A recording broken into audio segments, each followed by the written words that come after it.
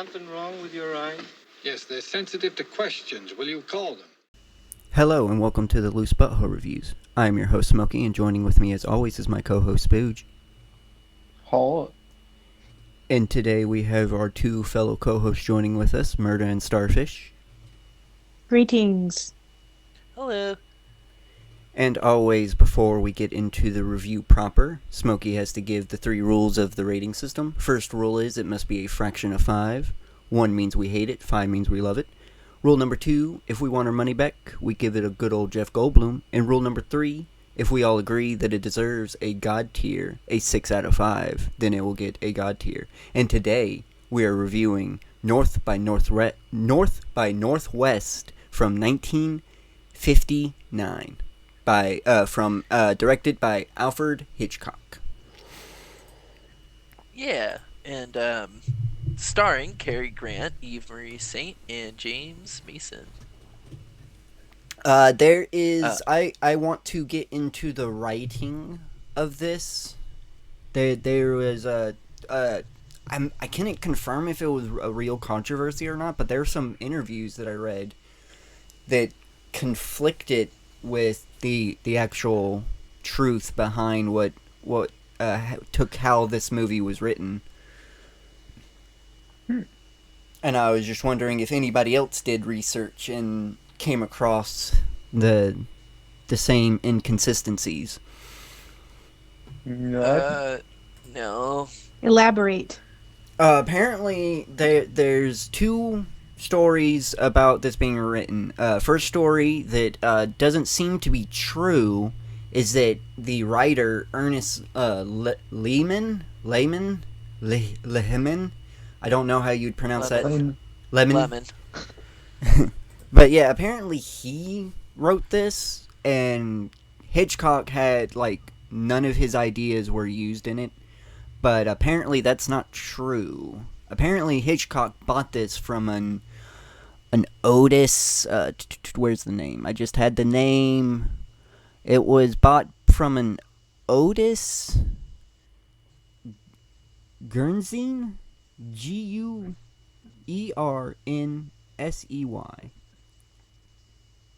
I'm not sure. Okay.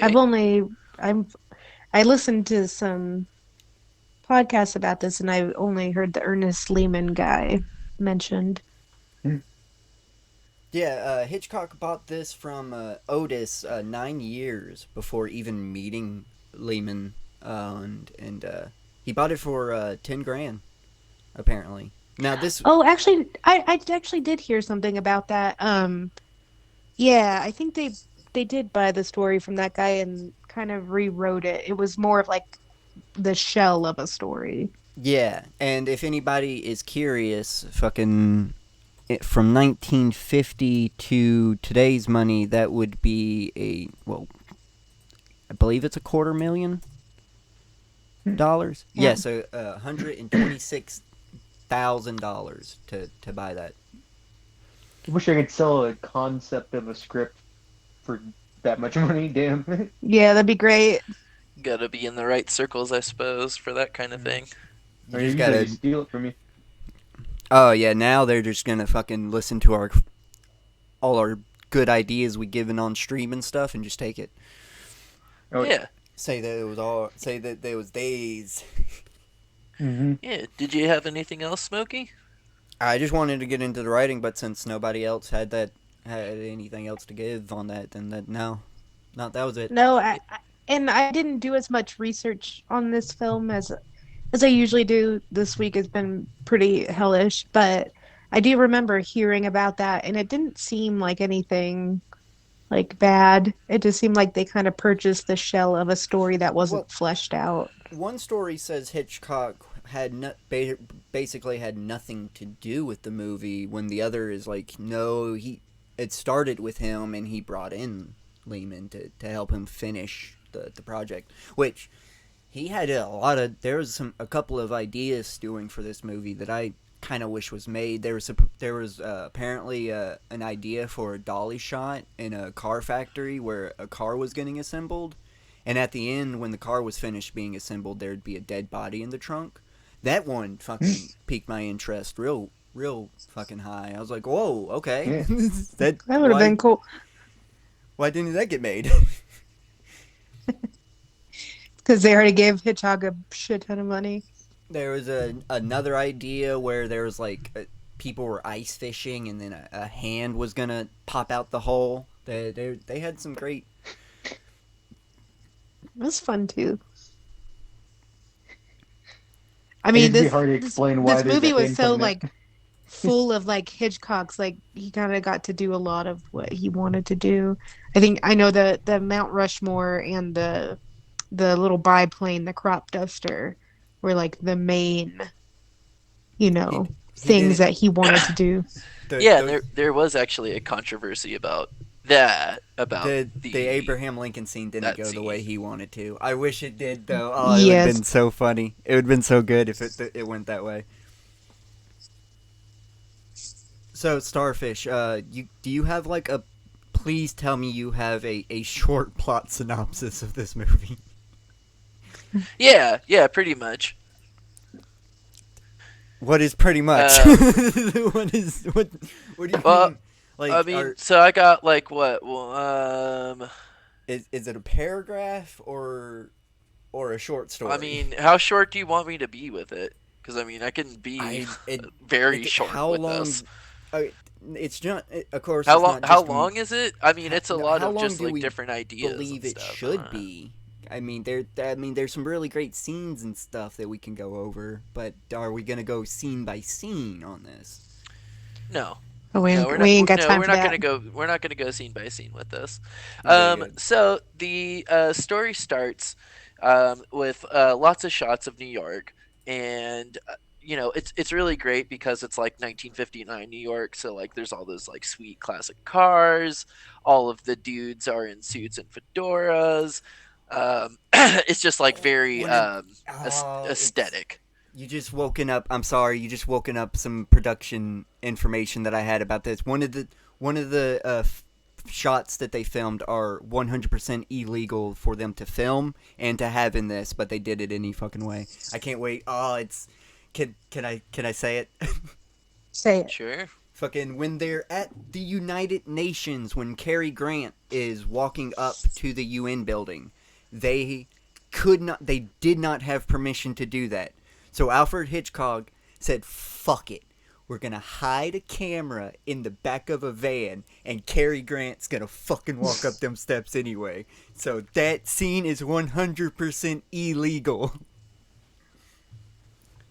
That's kind of fun.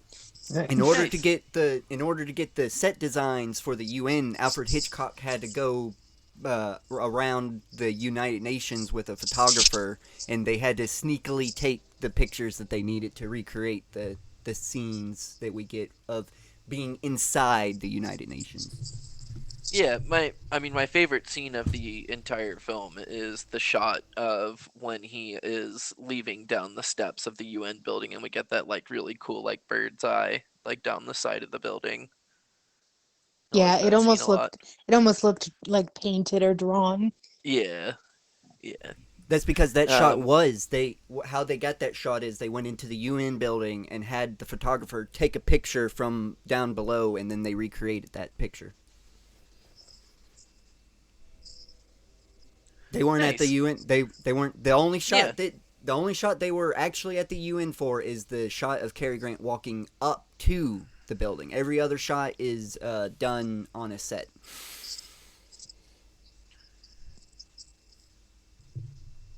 Yeah, that's pretty cool. I guess I didn't know that. I mean, I guess it makes sense, right?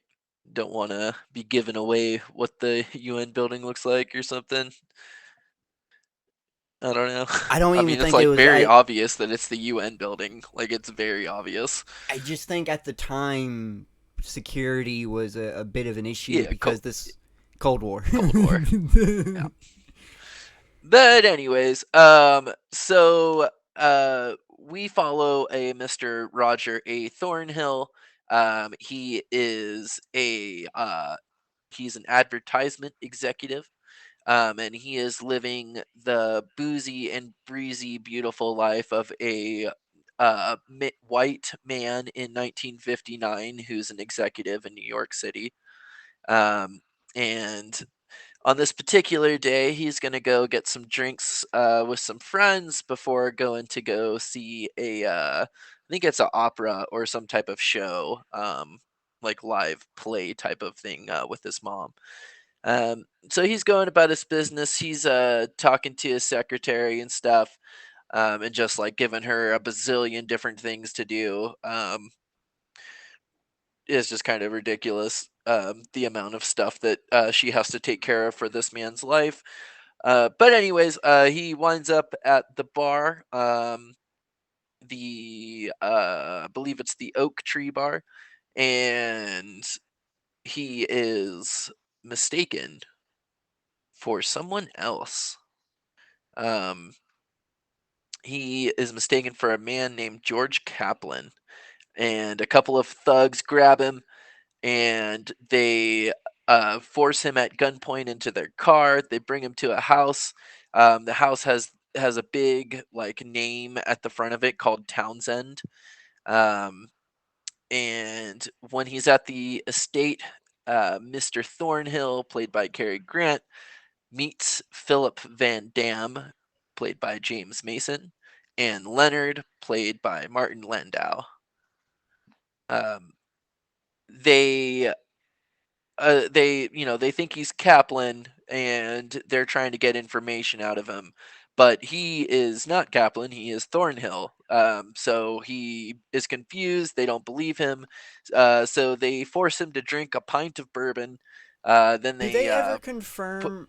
Do they ever confirm was he just being gaslit? That there was no the person that they were supposed to grab never existed.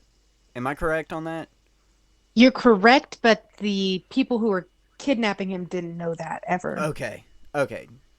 Yeah, so what George Kaplan is George Kaplan is a CIA fake agent. And essentially what they have been doing, as explained a little bit later in the film, is that they have been, they have this guy where he'll live in this one state for a couple months, bounce around between a bunch of different hotels and motels and stuff, and then he'll move on to the next state. He'll have a different name and stuff. And essentially, what they're doing is they are hot on the trails of Van Damme, trying to bust him because, as you had mentioned, it is the Cold War, and Van Damme is a bad faith actor. So they're trying to bust him, but they didn't want to put anyone in harm's way. So by giving them George Kaplan, and it kind of diffuses the tension and forces Van Damme to focus on Kaplan, even though they don't exist. But anyways, I want to point out that this is loosely based on a true story about an Operation Mincemeat, where a British intelligence obtained a dead body and invented a fictitious officer who was carrying secret papers and arranged the body in misleading papers to be discovered by the Germans as a disinformation scheme. Ooh, nice. it'd be cool Um, to read more about. yeah, definitely. That's apparently what the original script was about as well, that they bought that before they shifted it. But that one was full of corn and lacking logic. So he urged Hitchcock to do what he liked with the story. Oh, cool. I don't So is I desperately that want to from know Lemon? what. Huh? Is that from Lemon? No, that is from Otis Gearness. Her Okay. Gearness. I cannot. I'm not pronounce looking that. at the name, but maybe it's like Guernsey or something. That Guernsey. seems like a name. It's got to be Guernsey. But I'm not looking at it, so I don't know. Definitely Guernsey. That sounds more right than I'm being right now. Trust me. Otis, get on the Guernsey. I can't, Paul. I am the Guernsey. I am the Gurn. I am the sea. But yeah, I didn't Um, mean to interrupt you there, but I just wanted to get that out there. Oh no. You meant to. It's all right. Um, So they get him super drunk off of bourbon, throw him in the wheel of a car. He is on this like weird cliff face that definitely exists in New York. I 100% have seen them.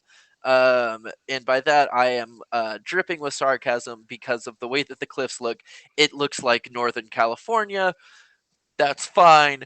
Moving on. He drunkenly drives, trying to escape the thugs that got him all drunk, headed by the notorious Philip Von Dam, and he uh, ends up coming to a screeching halt, and then gets rear-ended by the police car that was chasing him. Because it essentially becomes this whole road chase sequence. It's mildly comical, but it is definitely drunk driving. And as such, he's arrested. He calls his mom to bail him out.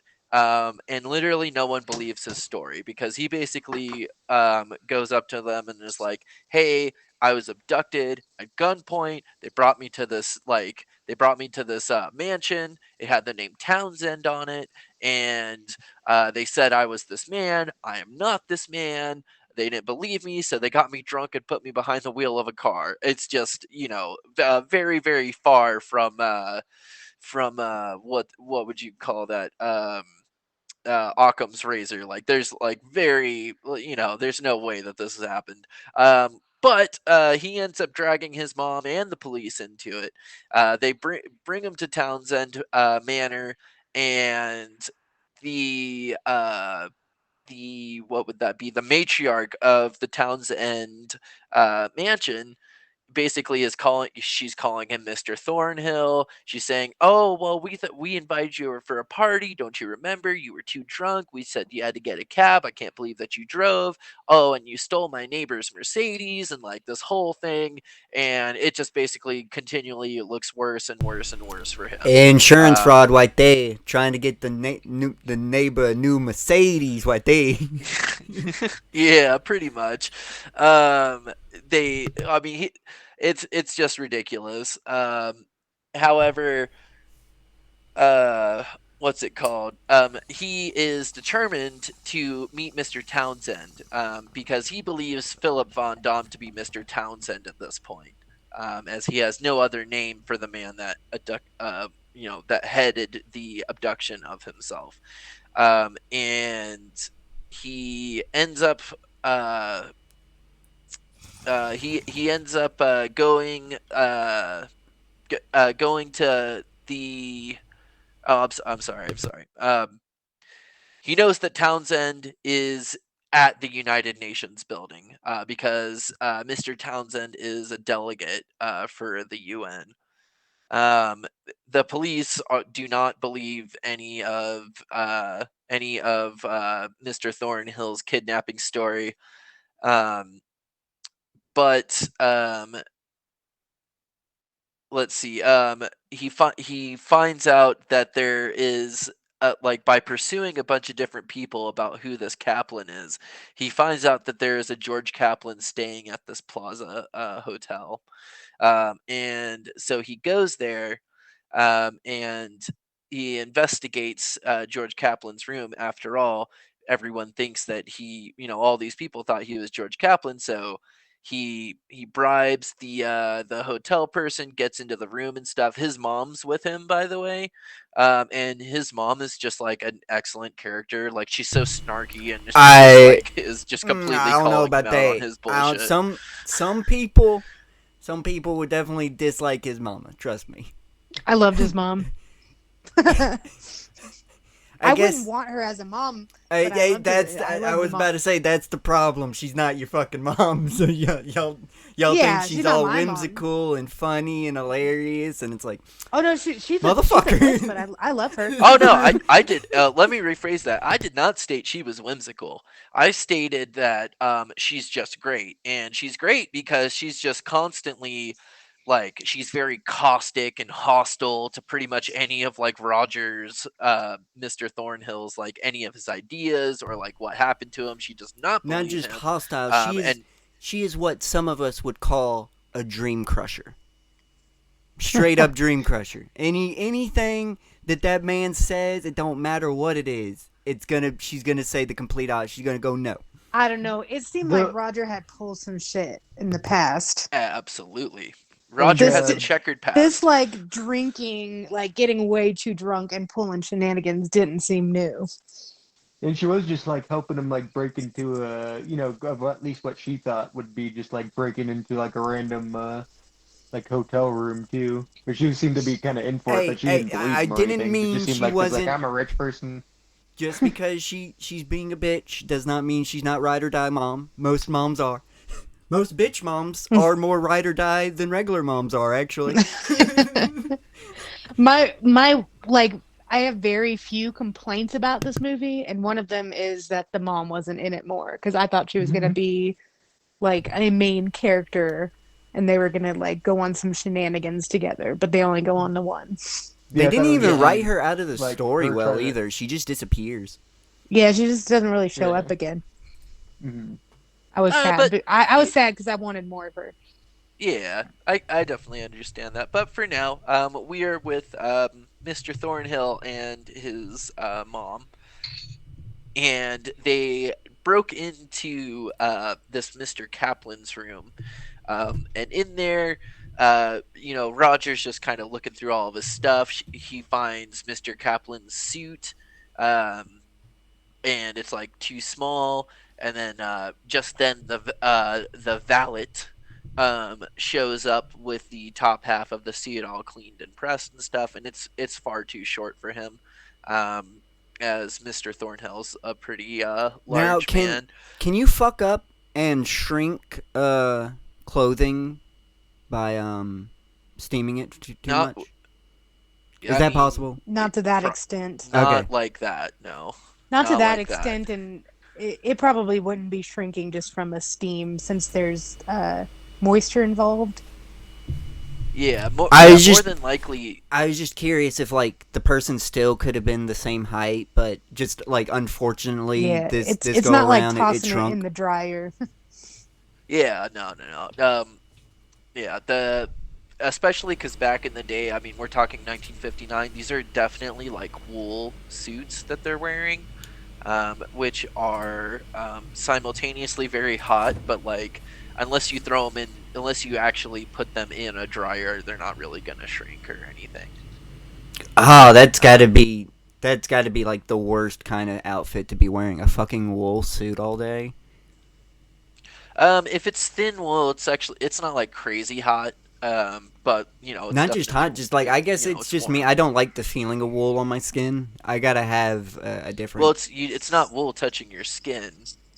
Like the outside is wool, the inside's generally like silk or cotton lined or. The texture looks smoother than I've seen like wool sweaters. It's probably a different like weave of wool. I have a wool, so I was assuming 100% wool. Oh no! It's not. I was going. Oh it's shit! It's probably not scratchy. That is the worst. You got to mix some fabrics in with that, man. You can't be having that. Ooh. Getting some some clip in there going on. But anyways, he finds the main thing that they find in this room that's actually important is they find a photo.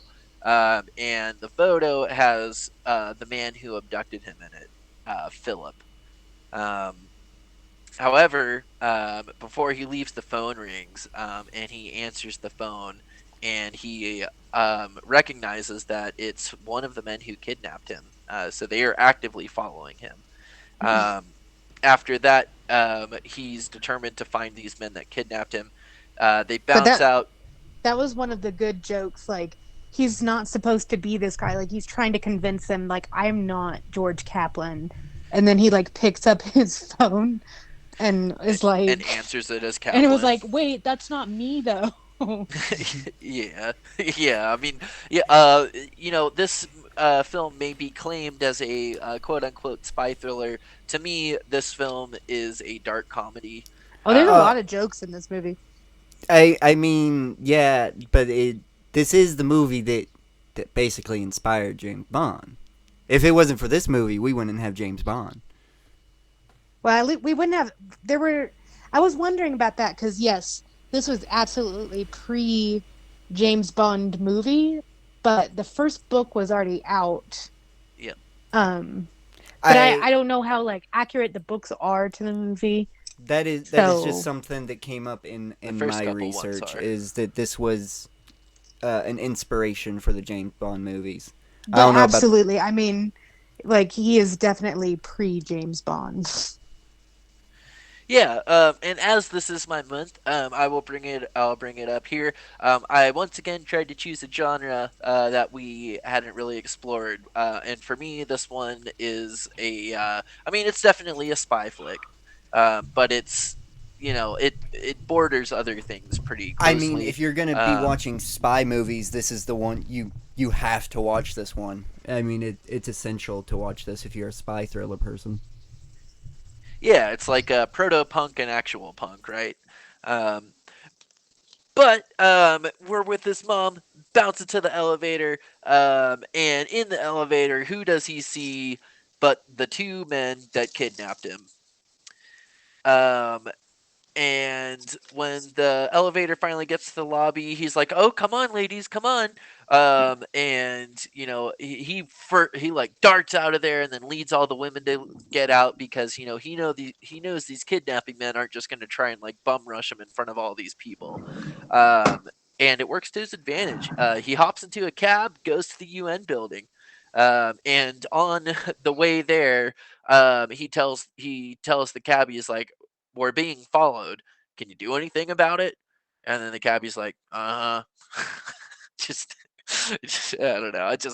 I really like that. I really like that scene. It definitely But remind. and Oh, my bad. It definitely reminded no, no, me go ahead. of Definitely remind the cabbie reminded me of a Grand Theft Auto cab driver. Like you could literally be doing whatever the fuck you want as long as you hail them in time. They don't give a fuck. Yeah, Like literally can yeah. just be going on a rampage, blow up a car right in front of their car. You hit the button just in time. They'll go, ah, fuck it, I'll take them. Yeah. Why not? I mean, he's having a bad day, right? However, Mr. Thornhill gets to the UN building. As Smokey discussed, all of the shots from the UN building are in a precarious and illegal way.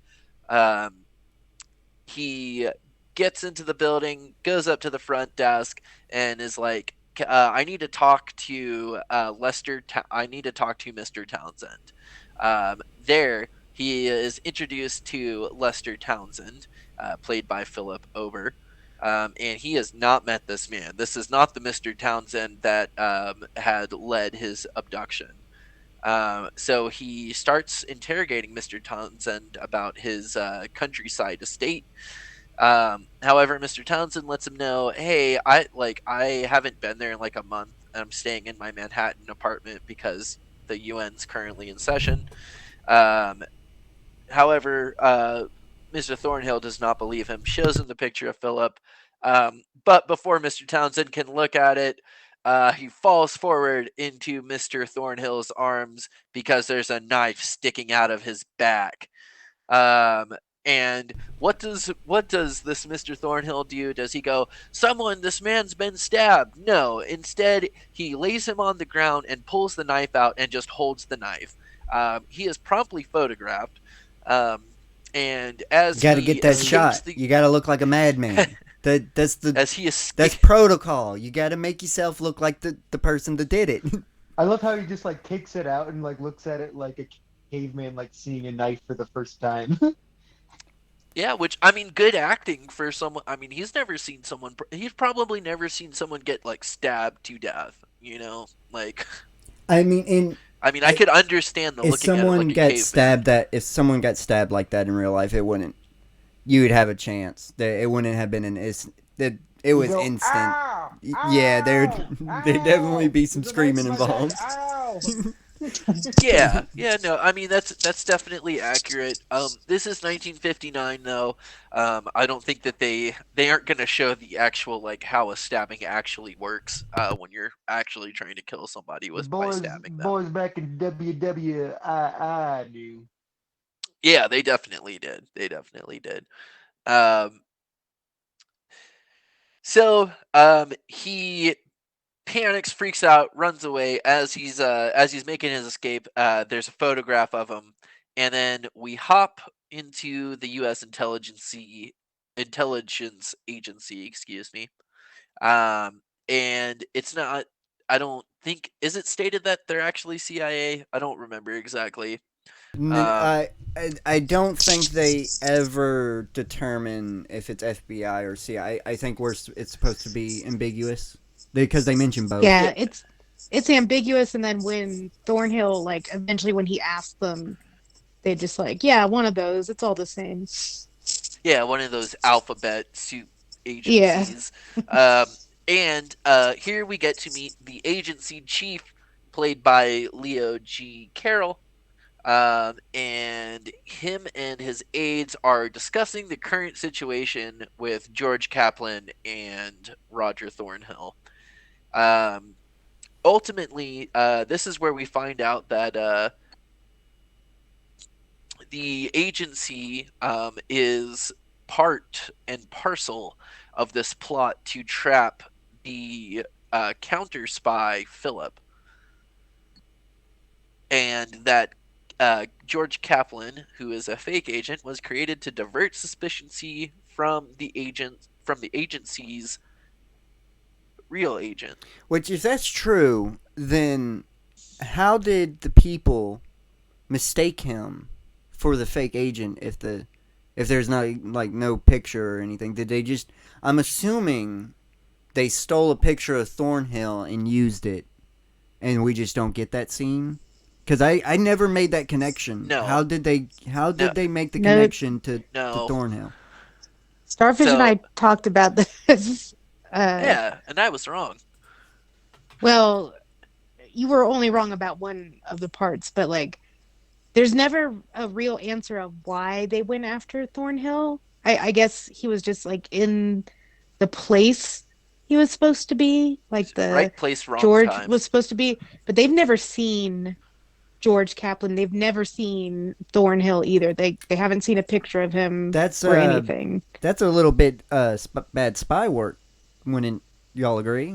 To just Yeah. Yeah, yeah, totally. Yeah, it And I is. mean, that's the whole point of Kaplan is that Van Dam um, knows that there is someone after him, because the agency keeps like setting every place that Philip Van Dam and like his whole crew goes and like does their spying or whatever it is that they're doing necessarily.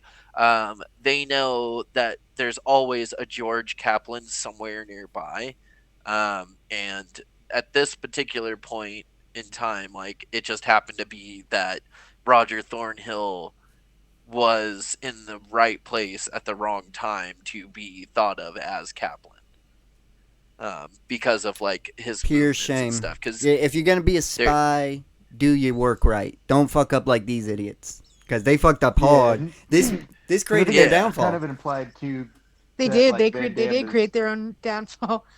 Thornhill turns out to be better than Kaplan, the fake Kaplan. Yeah, he does end up being better than the fake Kaplan. Um, However, back with the agency, they talk about it a bunch, and ultimately, what it comes down to, Leo G. Carroll, also known as the Professor, states that if they interfere with the situation that has happened now, regardless of the fact that like George Kaplan slash Roger Thornhill like stabbed and killed Lester Townsend, a UN ambassador. If they interfere with this, that's going to make Philip um, and Leonard and all of the bad spies realize that one of the alphabet soup, CIA, FBI, NSA, any of those groups are involved, and so they decide to just let the police deal with this situation and try not to get involved. Um, After leaving the UN building, we now hop back with Roger, and he's in Grand Central Station. And he is desperately trying to get on the next train to Chicago because he realizes that it looks like like in terms of New York State Police, or like what they have with him, is it looks like he drove drunk, got into a car accident with a police car, then went to the UN building and killed a UN ambassador. And so he's trying to skip town before any of this happens. Hey, that don't You make you know, look even more guilty. That ain't gonna no, do it. it sure doesn't. Running away after false crimes happen around you with you directly involved is the primary suspect. No, skipping town doesn't make you look more guilty. But anyways, that's what his decision is. And here we get a cool scene with one of the guys that it like works at Grand Central Station, and he has a very um, striking face and haircut. And of course, he's in a suit, just like all dudes are in suits in 1959 New York, I guess. Everybody's And gotta be a mib, and that's not okay. I don't like it. It makes me so uncomfortable. I'm surrounded by fucking mibs. yeah, and so he decides to put on some sunglasses. And he goes up to this guy and he's like, "Oh, could I get like an overnight or like a bed for the next train to Chicago?" And he's like, "Well, that one leaves in like 10 minutes." And he's like, "There's not gonna be any room, but there's another one in like 10 hours." And he's just like, "Nah, just can you just check and see?" And then like the guy goes back there and he's like, "Yeah, he's up here. He's at this little thing or whatever." But This scene had one of my favorite lines that I laughed at. oh, Like the please deliver it. oh the guy selling tickets is like asking him a billion questions, and he's like, "My eyes are allergic to questions," Oh yeah, yeah. because So of his sunglasses. yeah, he's like, "What's the matter with your eyes?" Yeah, it's great. Um, but yeah. So anyways, Kaplan slash Thornhill realizes that he's calling the cops, and so he immediately leaves. He does the old school thing, and just runs past the guy that like whoever's like checking the tickets and stuff, and he sneaks on a train. The police and the train attendants are like hot on his trail, and this is where we get to the entrance of the femme fatale Eve. And he goes and hides to the left. She tells them, "Oh, I think he ran back off the train." And so he successfully is able to get onto the train thanks to her help. And the chemistry um, between them is excellent. Even in just this like first scene, it's really good. Um, so the train's taken off. It's going to Chicago. He's kind of hopping in and out of like being on the train slash like going to the bathroom anytime like the people come around and like check everyone's tickets and stuff. But he's got to eat, so he eventually goes to the diner cart. And there the attendant sits him down next to Eve. And we get some of the steamiest flirting that is just it's so smooth and fluid, and it's just very enjoyable to watch Unfortunately, I do have to between Eve say, and Roger. I have to bring up. I've seen this movie 3 times. This is my third time watching it, and every time I've had to check the time at this point in the movie. I've had to. It's like, Oh, that's okay, sad. let's. Yeah, that's That's it's. sad. This is That's where I sad that you start said feeling the that. length. Yeah, I start feeling the length around this time period. About the time So that this happens. about Which, 30 minutes in.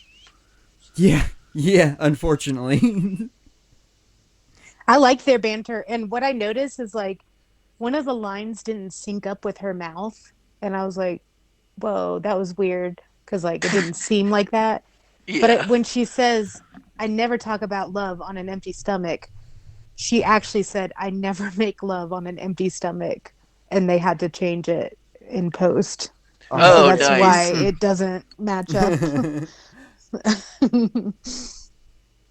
Oh, that would have Uh, made it so much more saucy. That probably got me back in. too It was saucy for too saucy for 1959. 59, yeah.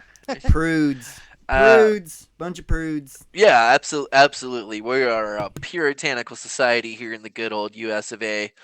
Um, so between all this sultry and steamy banter that makes Smokey have to check the time, uh, they figure out a It's sleeping before they even start situation. talking. It's before she even gets on the when he's on the train. Once he gets on the train, I'm like, okay, where are we now? Surely we're halfway.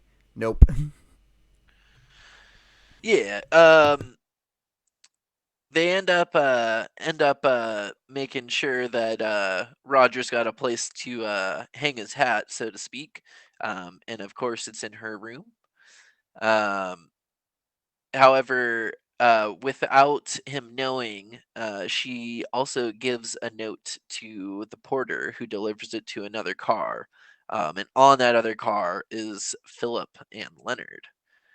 Um, so we kind of know from the jump a little bit that something's not completely kosher with Eve. Um, however, train gets to Chicago, um, and they've definitely had quite the night together.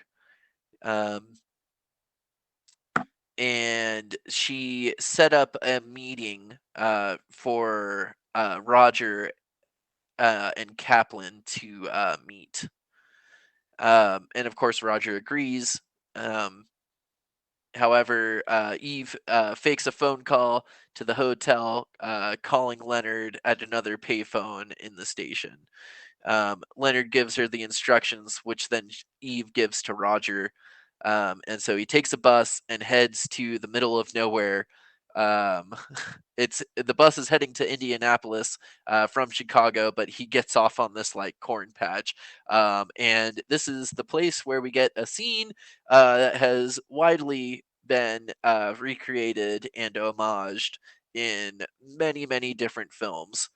Um, because after waiting around for a while, there's a plane that's dusting crops, but the farmer that lives nearby is like, "Oh, that plane's dusting crops, but there's no crops there where it's dusting." Hey, gotta And all of a mention sudden, Hitchcock wanted this to be a cyclone. He didn't want it to be a biplane. That was our Ernest's little addition because he didn't know how to explain how the villains could be attacking him with a cyclone. But I say, where's my fucking cyclone? Oh shit, that's like what wasn't there like a conspiracy theory about like the government having like a yep, thing that the harp. controls the weather? Yep, the harp. Hmm.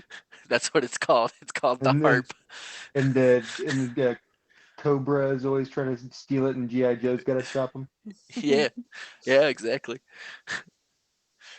But the harp's only available if you're on the flat Earth, area of I thought, society. isn't Harp real? Yes, harp is real. That's why But what harp does is not what they think it does. But the people Okay. who believe that the government actually has a weather controlling machine always cite the harp because of what harp does. It measures and like monitors the atmosphere Ah, this is the for perfect. I weather. I gotta insert it because I got a question.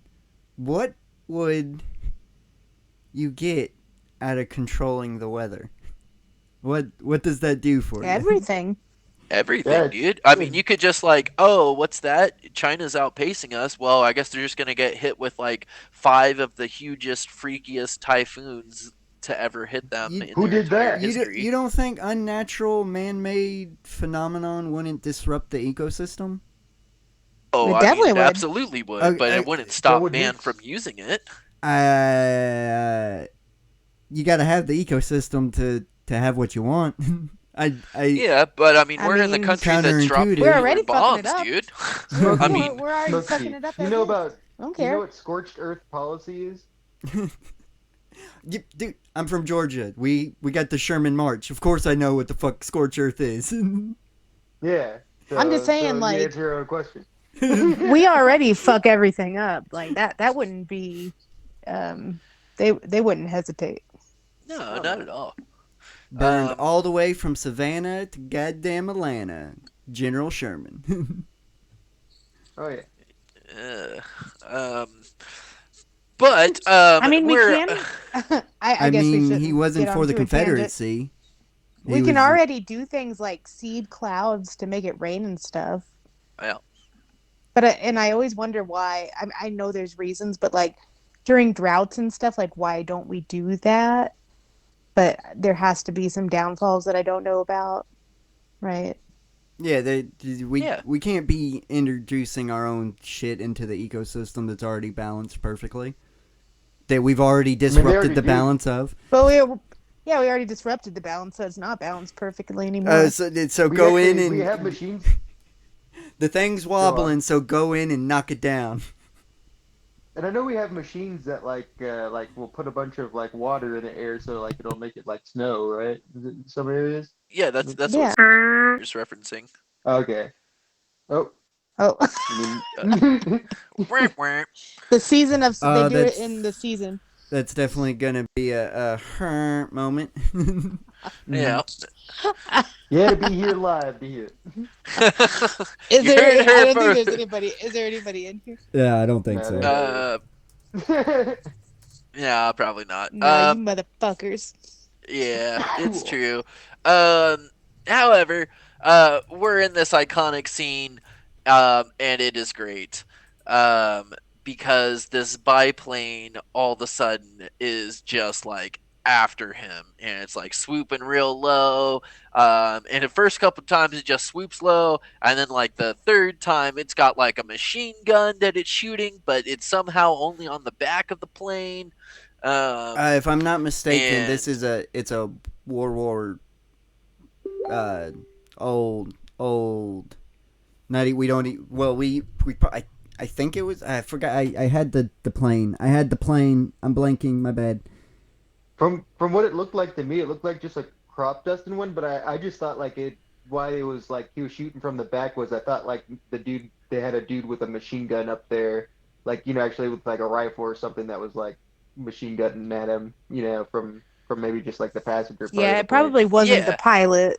so Yeah. the plane that was used is an N3N that was used in Canary. World War II for Navy training. It's an Oh, N3N Canary. Yep. Um, did it have Very a very mountain gun on important. it, or was it something you'd have to shoot like just like with a rifle? no, I mean it looks like some of them can have that. Okay. They It's probably probably, rigged but I it. guess it They would probably be rigged it up. yeah, it would be in Yeah, the back. Yeah, because yeah, I mean, when the headline comes out, it says that two died in the crash. So there's two people in that plane. We don't ever know who they are. Mhm. yeah. I They're none of the goons that we see I think they're No, like supposed to be part previously. of the evil people because they don't Yeah, that they're definitely part of the. I just meant specifically. We don't like know who they we don't are. know their We know names okay, they're or yeah, they're anything just like that. we know goons. they're They're part just of the random bad goons. people. Yes, Yeah. random goons. Yeah. Um, Get bloated. ultimately, the scene, he tries to hide in the cornfield, and to which he gets a healthy dosage of DDT straight to the lungs, and Which comes sorry to back interrupt out. again. Sorry to interrupt again. Okay. I feel like he could have took this thing out with a like a one like there's some rocks there that were sizable enough because it kept having to dive in. I feel Yeah, like he could have we were totally like screaming at him to start throwing the rocks at I the feel like plane. I could have took that thing out. But how? Yeah. But we gotta get this. Did we already pass the shot that fucking Family Guy referenced? How Nope. was Family Guy gonna No. Yeah, reference No. I'm yeah, we trying did. to. We did. it? It Okay. That isn't that the first shot when he starts getting run down before it starts shooting. Yeah. Yeah. the Family Guy referenced the part Okay. where it starts shooting. Oh, okay. I thought they had the ending sequence for some I just reason. know they referenced this in the movie where Peter Steele's Passion of the Christ 2. Yes. That's where it comes from. That's the reference. Okay, cool. Anyways, so he eventually bounces out of the cornfield to see, thankfully, a big rig coming down the highway, and he stands in front of it. To which he has to eventually lay flat to not get ran over.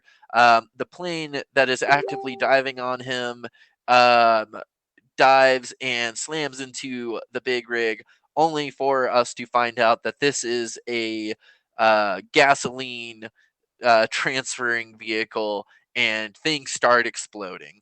Um, and there's just one explosion at first. The drivers get out and start running and tell them it's gonna blow the other tank. And some passerbys stop and they see this plane just burning and stuff. Mr. Thornhill sees a vehicle that he can take, and he does so. Um, and I he really hope that he refrigerator. drives off. I really hope that was the broke down refrigerator that they had to get rid of. That they were just towing it to the dump or something. I really hope that wasn't a new one. You know how much fucking shit that would have cost back in this time period? Yeah, probably like $60. A Which refrigerator? A refrigerator? I'm looking this up now. $60 in 1959 is $632 today. So yeah, probably like $60.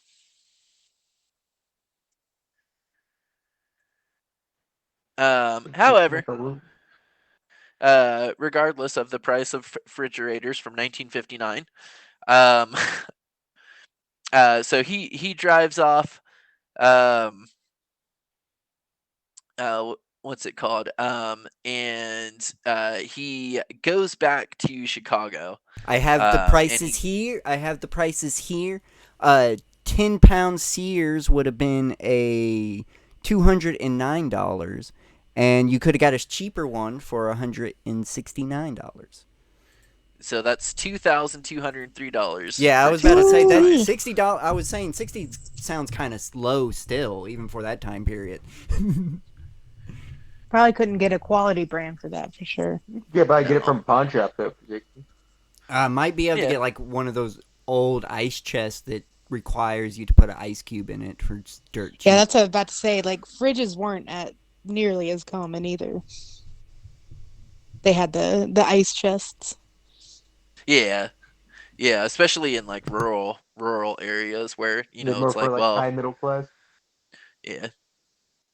Um anyways, he drives back to Chicago and he goes to the Ambassador East Hotel. And he asks for the room of Mr. Kaplan, only to be told that Mr. Kaplan has checked out at 7. 2 hours before Eve had quote unquote talked to him. He then sees Eve in the lobby, and then he just straight shows up at her door uh, and lets her know that he is on to her duplicity between himself and Philip. Um, she's not happy. They still have like just this excellent on-screen chemistry. Um, and I think I'm pretty sure I mentioned who Eve was, right? Don't think you mentioned who Yeah, played Eve. I don't think you did. Oh, um, You did at the okay, beginning. okay, yeah. Oh yeah, at the Which is beginning where you did Ava listen. Marie Saint. Yeah, my bad. Um, I was just talking about when you first mentioned her. You did not say the actress and oh, the plot okay, yeah, synopsis. I got you, I got you. Anyways, so he goes in, pretends to take a shower. Um, as she gets a call, she copies down an address, and she leaves, thinking that he's in the shower. He is able to get that address by rubbing a pencil over the imprint of the sheet of the next pad, which is good thinking. Um, Classic. and Oh, got it with the classic maneuver. yeah, pretty much. And he goes to the address to find Eve, Philip, and Leonard at an art auction. And Philip's like kind of like stroking Eve's neck and stuff like a lot, like while this is going on. And he Gotta know that basically he's evil. How would you know he was evil if he wasn't weirdly stroking the back of a female's neck? Look at the control that I have over you. yeah, pretty much. And he basically just like tells Eve that like you're an absolute piece of garbage, and I hope that you feel pain, but you probably And don't because you're I'm such a piece of garbage. I'm gonna bring this up every time we get to this scene. I am checking the time again at the heart auction. That is, I'm just like, ooh, it's ouch. This length, I can feel it. Unfortunately, the length I can feel. Yeah, that's again very sad. And I'm Ayo. sorry for you. Um, however, this art auction's going on. He In my realizes, defense, this is a 3-hour movie. I won't be surprised if anybody else, if I'm not the only one that feels the length. It's not 3 hours. two It's hours two and hours and 17 six. minutes. Yeah. It's not 2 hours and 46 minutes? Nope. 17. Um, at the art auction, he's surrounded. He realizes that he's not going to be getting out of this one super easy, and so he starts just like being an absolute buffoon at this like hoity-toity art auction. It's really great.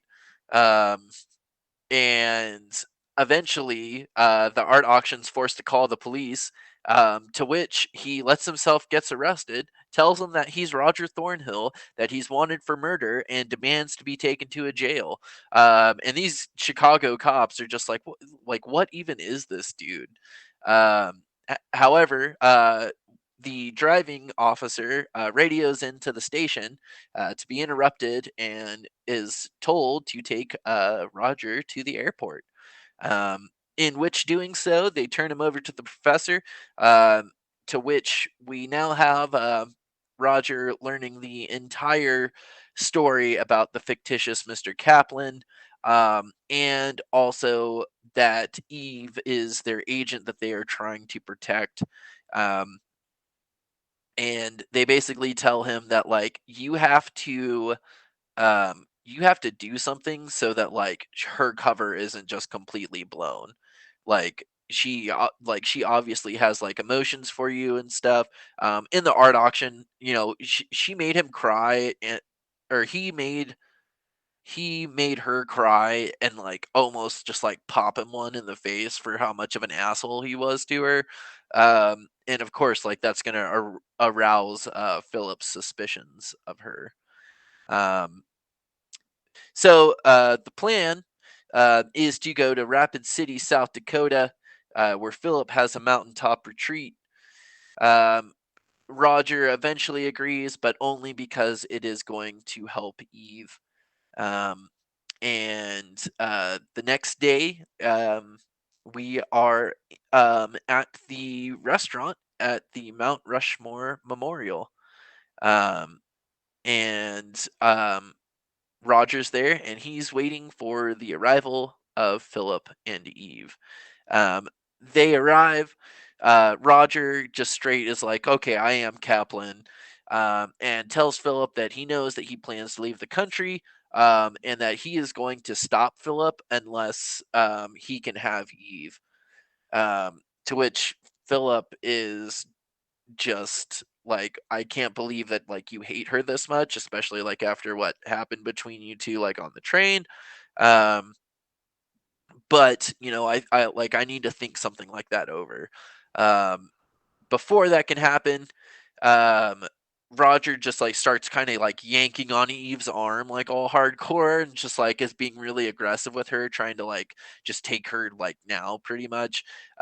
Eve pulls a gun, pops him twice, and then bounces. And like 1959, I feel like this did not happen at like memorial places like this. Um, and it was just like a big hubbub. Um, Plus, it we was got it. Bob related. Mount Rushmore. I don't know. I think Mount Rushmore's pretty relaxed when it comes to security. I mean, well, yeah, but it is South Dakota. What I'm getting at is 1959 America. Everyone is very, very proud of America. You know, all of the GIs are home and stuff. Like, everyone's very patriotic at this time. And I think, like, by a shooting happening, like, at Mount Rushmore, I feel like that would have been, like, national news um, for that to Might have been happen, like, national news, on but the a story would patriotic place. the story would have looked like a woman shot somebody that was trying to be aggressive towards her, and then they would. Uh, some people would have been like, "Good on her," you know. Yeah, Lay that my pistol my down, point with baby. this is that everyone in the restaurant is like, you know, someone just got shot and ostensibly killed, so everyone's kind of like freaking out. And under the cover of that freak out, Eve escapes. Um, with that happening, Roger gets taken to um gets taken to an ambulance and stuff. We find out that, like, oh, this is not real.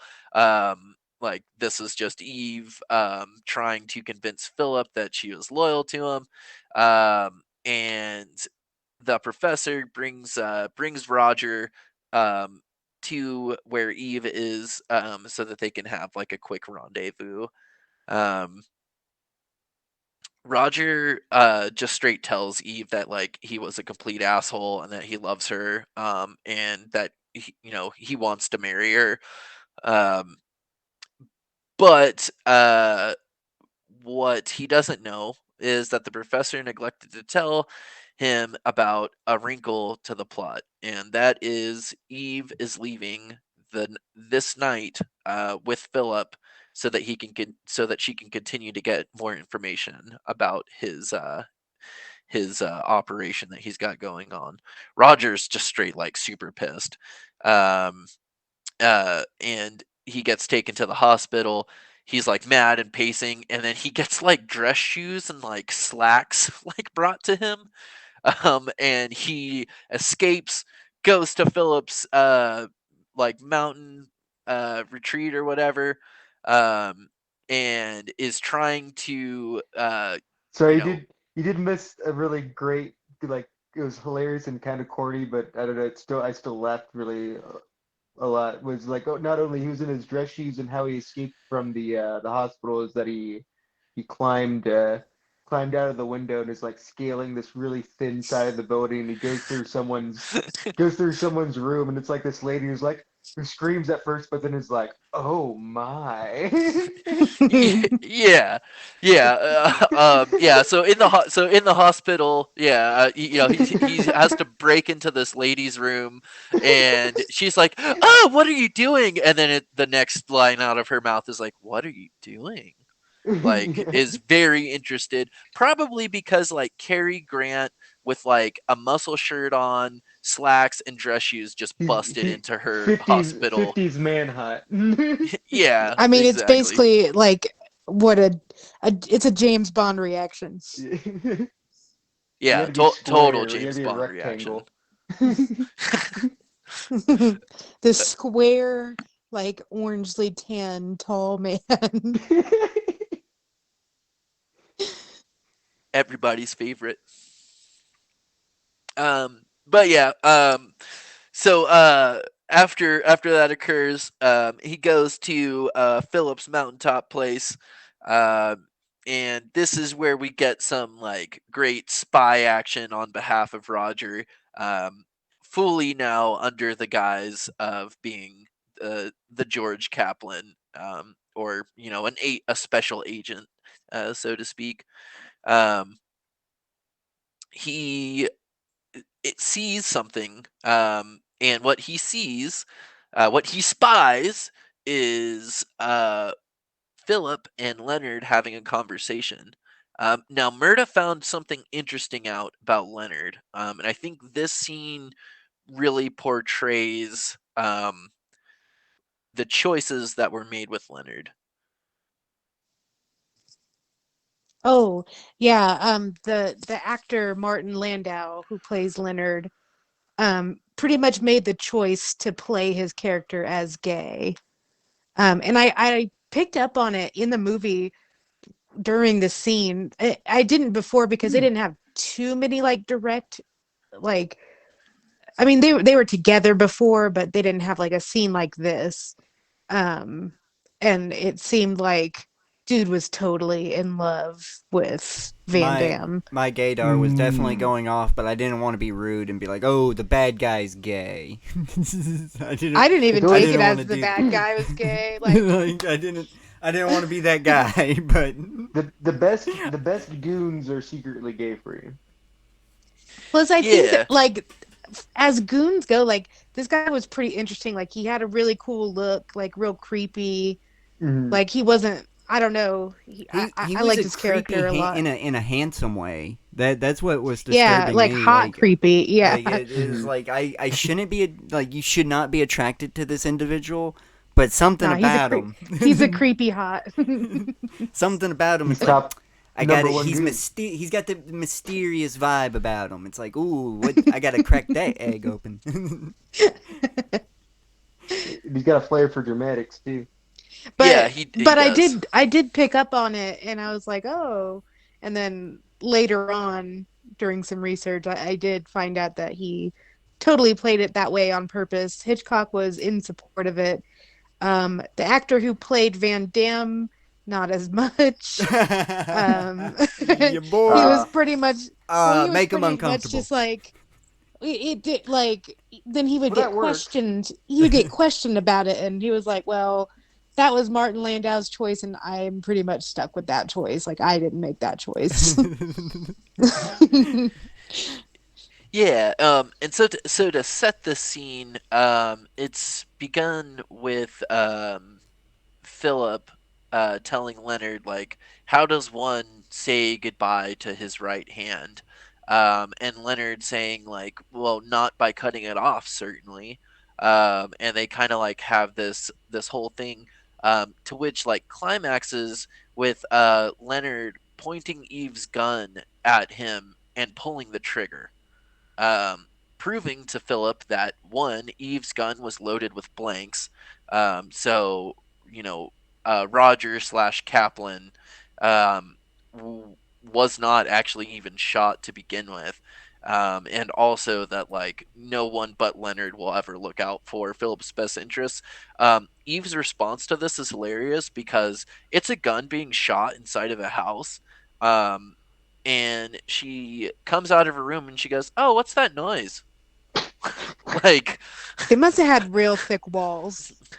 yeah. Or that Also, might be a Hollywood doesn't little know about guns. that might be given that might be also a little nudge that also gives it away that she knows that the gun has blank, so she didn't freak out. Hmm. Yeah, potentially. I mean, I took it as she just didn't like hear it fully because of the way I I that. took totally it as took it she like didn't that. hear it because like they didn't hear dude right out the window But like she, throwing shit Yeah, but that she was and like didn't. great. making noise.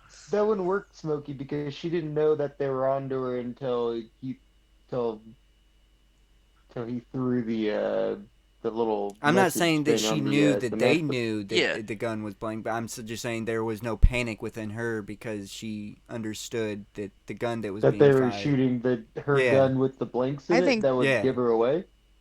I I think she just didn't she's hear it not fully. thinking at this point in time. She's obviously not thinking. She's fucking panicking. Maybe. yeah. Agree to disagree. However, Roger gets into Eve's room, realizes that she know like he had told her about like his special little like matchbook and stuff, and it's like Roger something Thornhill, and it spells rot. And so like that's like on his like special matchbooks and stuff. He writes a message to her saying, hey, they're on to you, meet me in your room. And he somehow is on the balcony with Philip, Roger, or excuse me, Philip, Leonard, and Eve all on the bottom floor, and no one sees him. I don't know how he does it, but he does. There's And no. he They look up. tosses a matchbook down. They look straight up at him. There's no way they're not looking up at him. They see him. They just don't care. They're just like, oh, that's just. I guess that's just the butler. Yeah. I don't know exactly. But I mean, this also gives credence to like they just can't hear shit. These walls are real thick because they're just talking in the room at normal volume, and yeah. like nobody hears them. Yeah. So she finds the matchbook, sees that it's ROT, and like immediately like reads it, hides it, and then goes into her room. To which Roger tells her like, "Hey, like they're on to you. Like if you get on that plane, you are going to die. So whatever you do, just figure out how to not get on that plane." Um, so she joins back up with Philip and Leonard, and the plane's here. They leave to go out of the country. Roger tries to follow her. However, he's discovered by the housekeeper, I guess. I'm not really like clear who this I think person She's is. she's been another she's been shown a few spy. times. I think Yeah, she's like a spy she's that's trying part to of their get American crew. citizenship. But for some Okay. reason. She's Um, part of their crew because we've seen her a few times in different places. okay. She holds him at gunpoint. Um, Somehow we flash back with Eve, Leonard, and Philip, and Eve is just like, well, what about my earring? Like I left my earring, like and just like trying to come up with any excuse out of the book to just like not get on the plane. um to which Philip and Roger kind of catch on to pretty quickly. um or Philip and Leonard, sorry. Roger gets somehow escapes, gets to the plane, and He escapes because uh, the lady's holding the gun with the blanks. yeah, and he tells that to her. They get to Roger shows up there. Um, Immediately, like Eve grabs the little like statue thing that they have and stuff, Which has and got the they get MacGuffin of the runs movie. away, It's got the gets MacGuffin into of the Roger's movie. car. Does it? Yeah, that's what's called. That's what's considered the MacGuffin of the movie. The filament the film doesn't even come up until this scene starts. Like it doesn't. It's not a factor in the movie whatsoever until now. Yeah. However, they escape, but they're quickly, being followed and stuff. Um, so they end up driving. They end up getting blocked by a huge gate. So they get on foot. To which they find themselves on top of Mount Rushmore, completely surrounded by Philip's men. So they start climbing down the monument. Everything is not okay. Like they are definitely going to get caught. We get a really great fall scene from one of the goons. Um, and it's just the way that it's shot's just like really good. Um, but yeah, so all of the goons end up falling or something happens to him except for Leonard. Um, and Eve almost falls to her death. Roger saves her. But However, in doing so, he's holding on by just the little ledge. Leonard, he Roger straight tells Leonard, "Help!" And Leonard walks over there and proceeds to step on his hand. But just in the nick of time, the professor of the intelligence agency and his men show up and shoot him.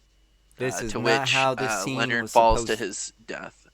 Hitchcock did not want this scene to end like this at all. He was supposed to climb up in Lincoln's nose, and I'm not sure. I see it that he wanted Abraham Lincoln, the statue, to sneeze for some reason. I'm picturing that, but I'm going to You assume mean the like dude's supposed to encourage? sneeze. Yeah, yeah, he's supposed to climb up in the nose. Yeah, that's the thing. That's legit. That Hitchcock wanted. It's an homage to this film. Hmm. Hitchcock wanted them to climb up in the nose, and the dude was supposed to sneeze. It was Um, very important that ha- the dude sneezed. I always pictured that it's Abraham Lincoln, but it's the dude that climbs up in the nose that's supposed to sneeze. Oh. all right. But with all of this happening, Roger holding on to Eve is still, in peril. Even after all, they're not the guys that shot Leonard are not close enough to help him. To which Roger like looks into Eve's eyes and just like tells her like this thing that he's imagining, like them being on their honeymoon, like you have to pull up, to which she does, which is immediately followed with like a no cut, like it's a flash into them actually being on the train in their honeymoon and him pulling her up to the bed bunk. And as he does so, a train enters a tunnel, and that's the film. No credits. No credits, thankfully. Thankfully. Yeah, because the credits are at the beginning, which is really cool, because with the credits are being shown with all these shots through New York City, and one of them, right after it says directed by Alfred Hitchcock, there is Hitchcock walking up to a bus to get the door slammed in his face. Yes, I love the little cameo that he gave himself. But also, Yeah, this me was too. also during the time of filmmaking, where people weren't really. It wasn't a formulaic where the credit you didn't have most films didn't have two credits. Usually, it was just one during this time period. Hmm. Yeah, but yeah, that's the film. That's North by Northwest by Alfred Hitchcock. Okay, am I stopping the recording, or are we? No, you guys are When gonna do production now. All yeah, we Okay, could okay. splice do the splicing now. We'll right, y'all are say doing good enough. production now. I gotta go to bed. Don't forget to mention what a success this was at the box office. Ooh. No, I won't. I mean, I have Alfred Hitchcock was given in today's money 45 million, 326,728 in today's money, and it made. Hold on, sorry, 1 second. It made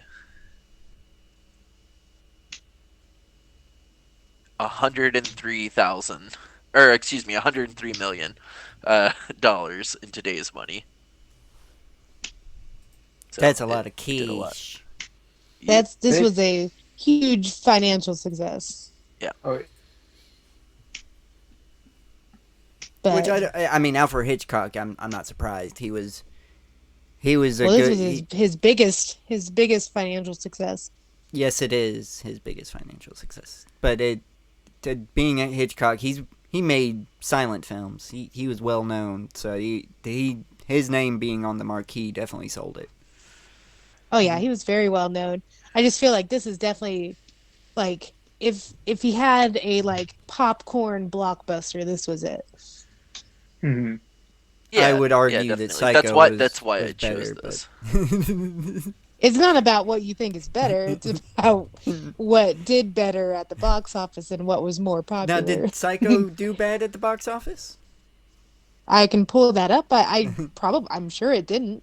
I don't think it did bad, but this one was his biggest financial success. In comparison, he was given 806,000 dollars, and he turned that into 50 million. But Damn, that's but pretty successful. Pretty I successful, think I say. I'm getting confused because you're using today's money and not money at the time and like some you, I'm getting confused. That he Okay. that that was the numbers that was No. on the Wikipedia that he just Yeah. used. Yeah. So it's 50. I mean, I think one of the things is I don't know if North by Northwest. I don't think that its numbers are worldwide, but I think Psycho was. which is why it's a bigger Yeah, discrepancy. But I could be wrong. I looked for the numbers, and like there's a lot of different numbers for North by Northwest. Like I I don't know where the like miscommunication And is all from. the only reason why I'm comparing this so heavily to, because it was literally his next movie after this. Like it was, Right. so it I just, And and when it I think of Hitchcock, I think of Psycho automatically. But I don't know, like Yeah, of how much course. is that later, or like I wouldn't be surprised if even a time if a movie like Psycho would have been a little bit more taboo. I mean, it was the first movie to show a toilet flush. So I like how that's the taboo thing and not like this woman getting brutally stabbed. They showed a toilet flush. Oh God. yeah, the Hitchcock stepped out the box, man. Mhm. But yeah, Northwest by Northwest. We got to be talking about that. My bad. I'm sorry. I keep bringing up Psycho. And But also I don't Grand know. Mouse Murder. Maybe Oh, Psycho sorry. was more of a financial success. There's a discrepancy. Like when I try to look up the numbers for North by Northwest, like different sources have different numbers. It seems So like it's it's confusing to me. not as well like kept up with as Psycho is. Yeah, Maybe it did so well they're like, oh shit, for this next movie we gotta track this better. yeah, I can see I that. and like this what I'm reading now, it's like Psycho earned 15 million in its first year, and then like the 50 million is like up, up to date, but North by Northwest is not. Like that's where I'm getting confused. You see what I'm saying? Yeah, Yeah, I I see what you're understand. saying. But anyway, I mean, yeah, I definitely think of Psycho when I think of Hitchcock. I think of the birds I think of and I think birds, of yeah. Psycho yeah, first. Hey, yeah, definitely. nobody seen Vertigo? Has anybody seen Vertigo? I haven't seen Vertigo, Oh, but we gotta I watch think that. North by Northwest was like the Hitchcock movie for everybody. You could take the family to that. Yeah.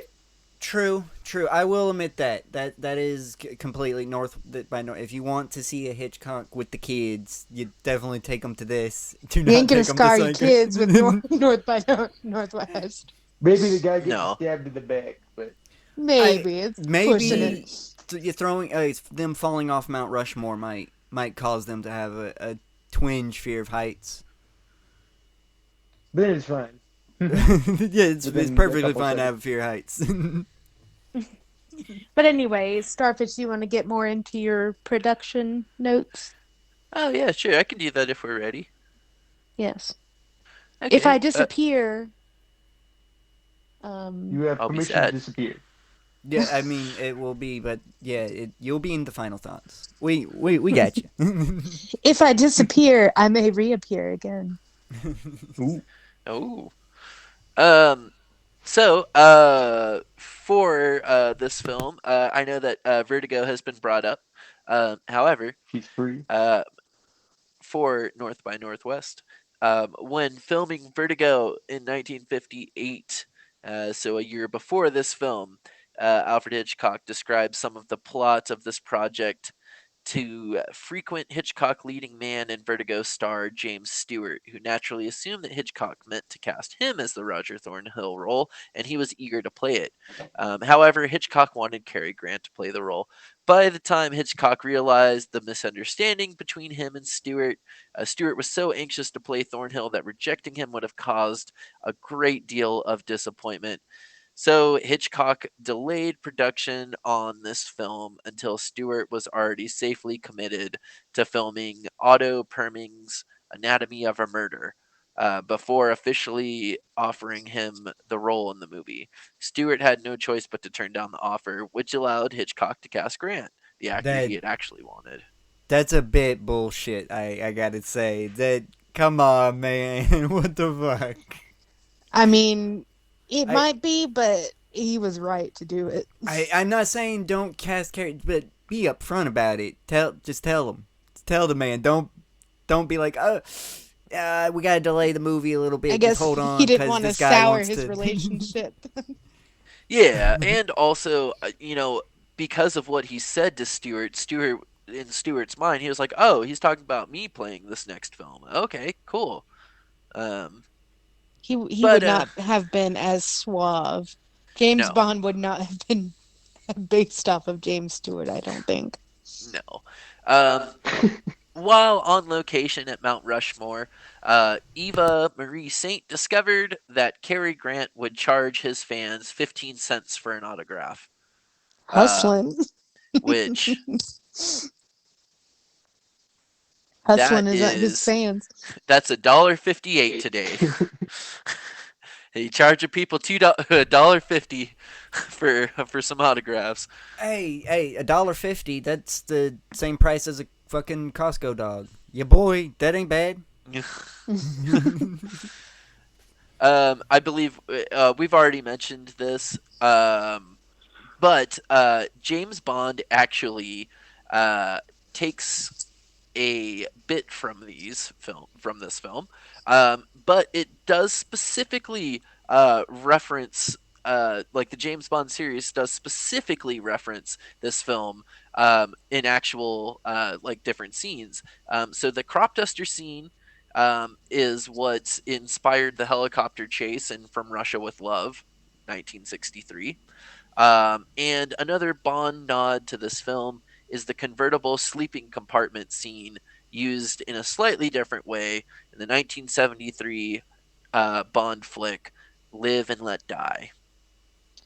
Is anyone else like as immature as me and every time they hear the crop duster, like I can't help but giggle?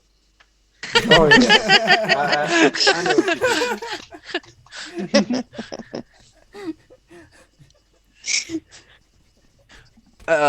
Van Damme remarks in the Rapid City, South Dakota house scene that the plane taking them out of the country should touch down in 10 minutes. It is exactly 10 minutes in real time when they see the plane showing up.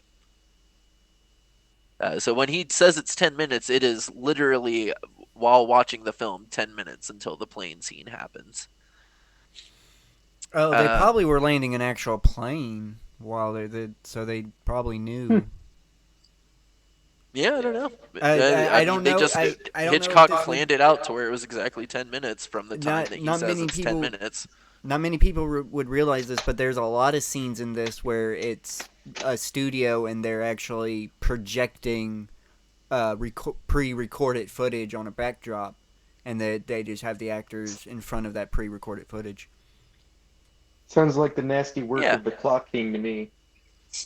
Is usually how they're filmed the car scenes and stuff. It's just a stationary car with projection behind it.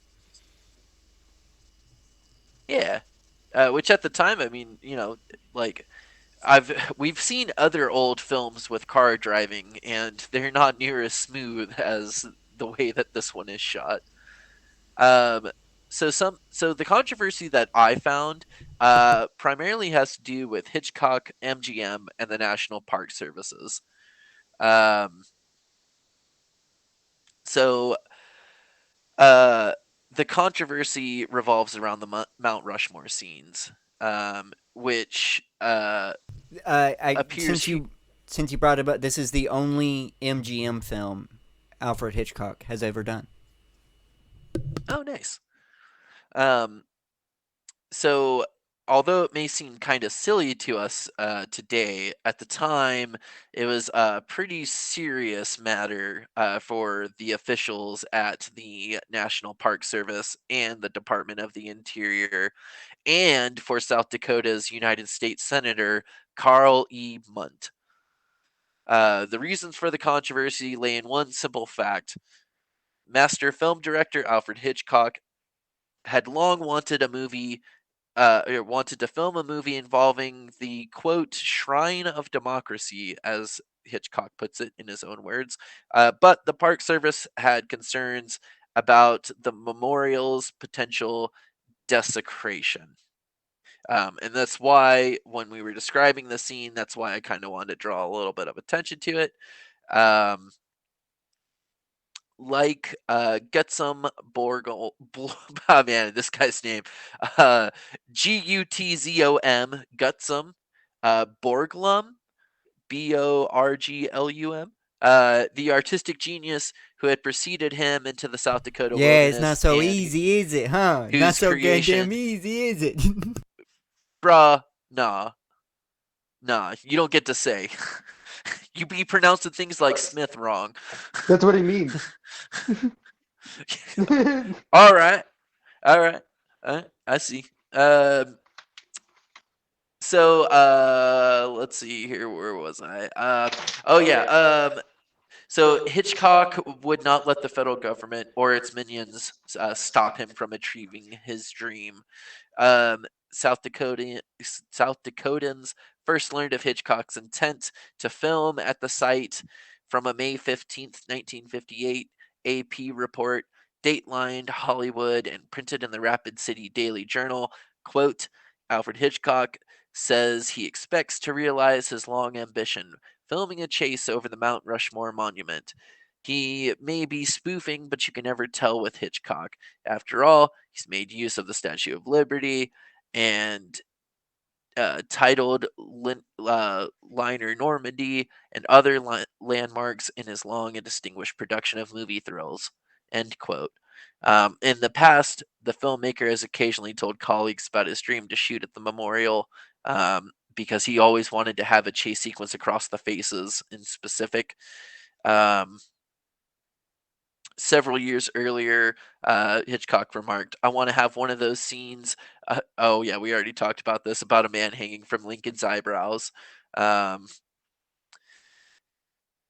anyways, the stage was set for We can this still talk about that scene. controversy We can that still talk happened. about the nose. Go back to the nose scene. We can still talk about it.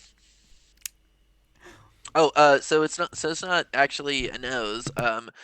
Several years before the shooting of this film, Hitchcock says, and I quote, I want to have one scene of a man hanging on to Lincoln's eyebrows. That's all the picture I have so far. End quote. There's Um, there's way more to that. There's way more there's more to that. okay, please add on to it. I'm gonna have to find the quote. Okay. Um, However, there was a lot of controversy that followed Hitchcock with this. Um, and it's important to understand the complicated plot of the movie, with one Hitchcock scholar summarizing it as, quote, a comic thriller about mistaken identity, political depravity, sexual blackmail, and ubiquitous role playing. Even leading man Cary Grant complained to Hitchcock about the complexity of the plot, remarking, we've already made a third of the picture and I still can't make heads or tails out of it.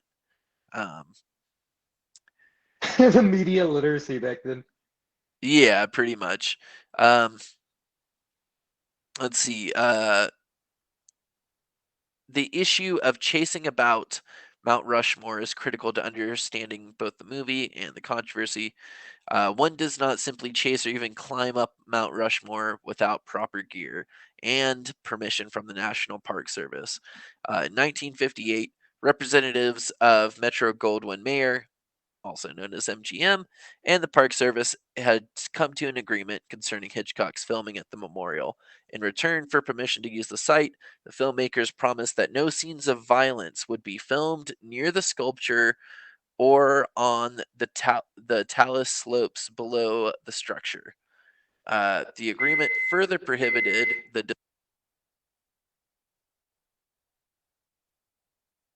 The agreement further prohibited the deception, or excuse me, the depiction of violence on any simulation or mock-up of the sculpture.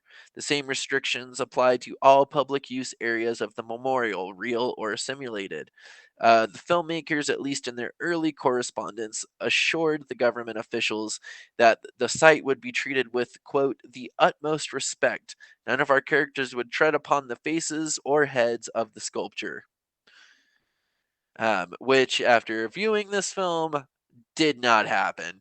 Um, not only did they walk across many of the faces, but there was also like a mock shooting on the park grounds. Um, so what ended up happening is a person named James Popovich, a chief interpreter at Mount Rushmore National Memorial, says that Hitchcock was, quote, terribly mad when we told him that he could not shoot on the faces, and he almost pulled the movie entirely, end quote. Um, Once he had arrived in Rapid City on the 15th of September, however, Hitchcock became a model of citizenship and reassured South Dakotans of his good intentions, saying, quote, it's a good thing for the world to see the big monuments that we have. This is part of America. Um, and when they say we'll do something on Lincoln's nose, this is very bad. We wouldn't dream of it. In fact, it would defeat the purpose for which we are using Mount Rushmore in the film. Shooting at Mount Rushmore was scheduled to take 2 days. Take 2 days on September 16th and 17th, um, which, according to the local press, was supposed to be beautiful weather, um, as well as to have the expected cooperativeness of the Black Hills residents. Um, All right, I finally found it. It took me a second, but I found the quote. All right, so Hitchcock said, what I wanted to do and what was prevented from doing was to have Cary Grant slide down Lincoln's nose and hide in the nostril. Then I wanted Gary Ghost to have a sneezing fit. This is a typical example of utilizing your material to the fullest. That is a quote from Alfred Hitchcock. nice. He legitimately wanted him to go inside Lincoln's nose and sneeze and just start sneezing, which Yeah. And, it would have been great. Yeah, and after viewing the film and stuff, we know that Hitchcock and MGM basically did not do anything that the government wanted. Because, just to repeat here, um, the government specifically did not want they MGM and Hitchcock had both signed an agreement with the government that said, quote, um, no scenes of violence would be filmed near the sculpture or on any of the slopes below the structure. The agreement also further prohibited the depiction of any violence or of any simulation of violence or mock-up of the sculpture or the slope. Um, and that the same restriction applied to all public use areas of the memorial, real or simulated. So government basically said, like, look, you can use it, but you can't show any violence at all. I And not mean, only that, but you cannot have people running across the faces or anything like that. they did show that, but in a technical sense, they didn't show. It's not really a act of violence of someone falling off the monument, and it's not. They didn't show the person. When the person gets shot, they're I not I the don't agree monument. with that take. I don't agree with that take It, at all. when Someone they just shoot the straight gets person, killed on top of the monument. He gets shot, dude. but On when he top of gets the shot, monument. can you tell that it's on the monument? No, it's close Yes. up. No, you can't Yes, you see can. you can't see any of the monument when you get shot. I don't know if you see like the full face, you know. That may have been how they got away with it, maybe in a technical sense afterward. Like Yeah, I'm even when talking he's about in stepping a on technical this sense. hand I'm not too, talking about like he's like actually it's on the like a zoom monument. We in. know that, but the view that we're getting, they can totally be like, oh no, see, it's a completely different thing, and that's the scene that they showed. They didn't show the scenes with them running on the faces and stuff because you know that would have got them in trouble. There were scenes of them running on the faces though, aren't they? Yep. They're climbing all over the Uh, fucking thing. They're, Yeah, yeah, yeah. yeah. So after the movie had come out and everything, um, the park officials, hoodwinked by both Hitchcock and MGM, government officials decided to fight back. Although the effort proved to be too little and too late. On the 28th of July, 1959, Acting Interior Secretary Elmer F. Bennett wrote a heated letter to MGM President Joseph E. Vogel saying, quote, "In accepting these terms, no scenes of violence on the memorial or any mock-up of the memorial, MGM promised to adhere to those. Then MGM, without notifying the other party to the agreement, proceeded to fake scenes which expressly violate the studio's pact. The phony studio shots leave the average customer with the idea that these scenes of violence were staged on the memorial itself." But did Uh, they get in? Did what happened? Did MGM have to do something? Did they get fined? Did they get away with it? Did they get away with it? With the press spreading enthusiastic but erroneous rumors, the Park Service and the Interior Department conceded that little could be done to correct this misconception.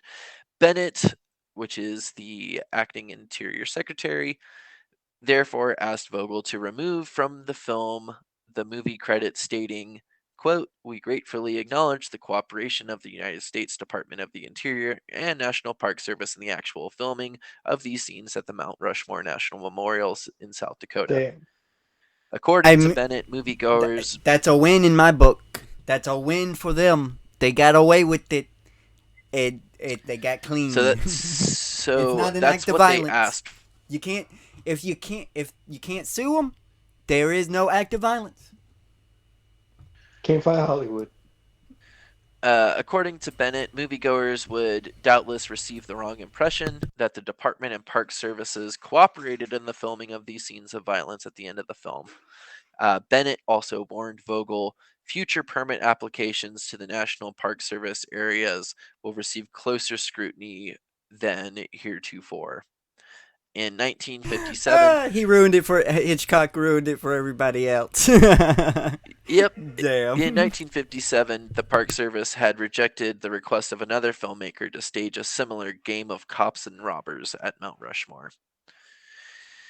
Though beaten by Hitchcock and MGM in this instance, the Interior Department attempted to change the film industry code of ethics and prevent, quote, similar violations in the future. In a letter, Eric Johnston, president of the Motion Picture Association of America, the MPAA, Bennett suggested that the MPAA consider the appropriateness of a clause concerning filming in national parks, while he reiterated his warning that the experience gained in this instance will lead in the future to closer restrictions on these permits.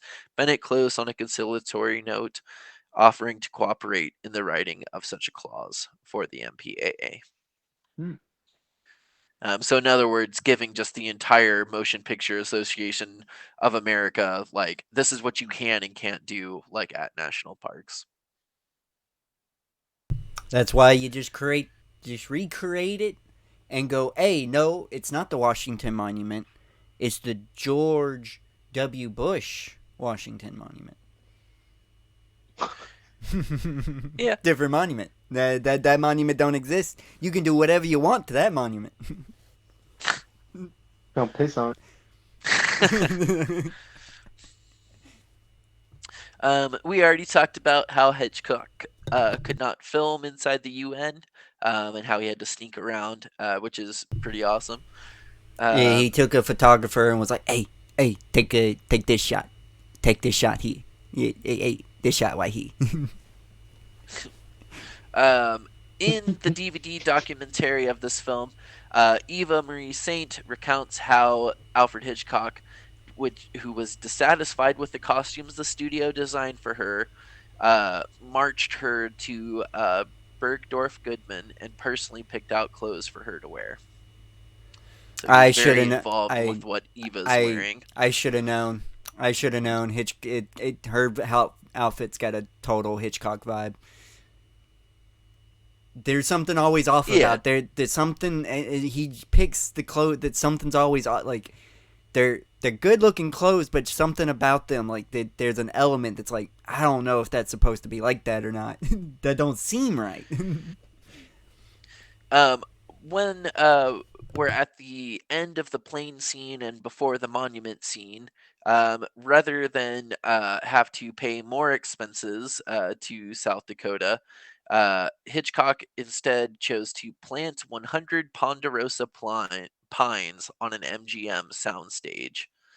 So that's not at all. I mean, that's kind of like what you were saying, right? Is like a lot of these are like, you know, they're filmed with a backdrop essentially. Yeah, Um, yeah. I don't know which scenes are filmed with the backdrop and which scenes are not. And the backdrop would be having some kind of projection because there was no green screening back in these parts. That was newfangled technology. Yeah. Jesse Royce Landis, who is Thornhill's mom, is only 7 years older than Cary Grant, who plays her son. In a previous Hitchcock film, To Catch a Thief from 1955, she played his prospective mother in law. So the two have worked together before. Um, let's see here. In Francois, this is a French name, probably going to butcher it, but in Francois Truffaut's book length interview, Hitchcock and Truffaut 1967, Hitchcock said that MGM wanted this movie cut by 15 minutes so its length time would run under 2 hours. Hitchcock had his agent check his contract and learned that he had absolute control over the final cut and refused. MGN might have been right about that. They might have been right about that. To be honest, that 15 minutes. Yeah, you could. There's 15. I could cut there. I could go and cut 15 minutes that nobody would care about. You wouldn't even realize that 15 minutes was gone. Mm. Yeah, but I mean, you also check There's a. the time like 30 minutes in, so. I. I mean, that doesn't. That doesn't mean you don't. I'm proving what you're saying. Yeah.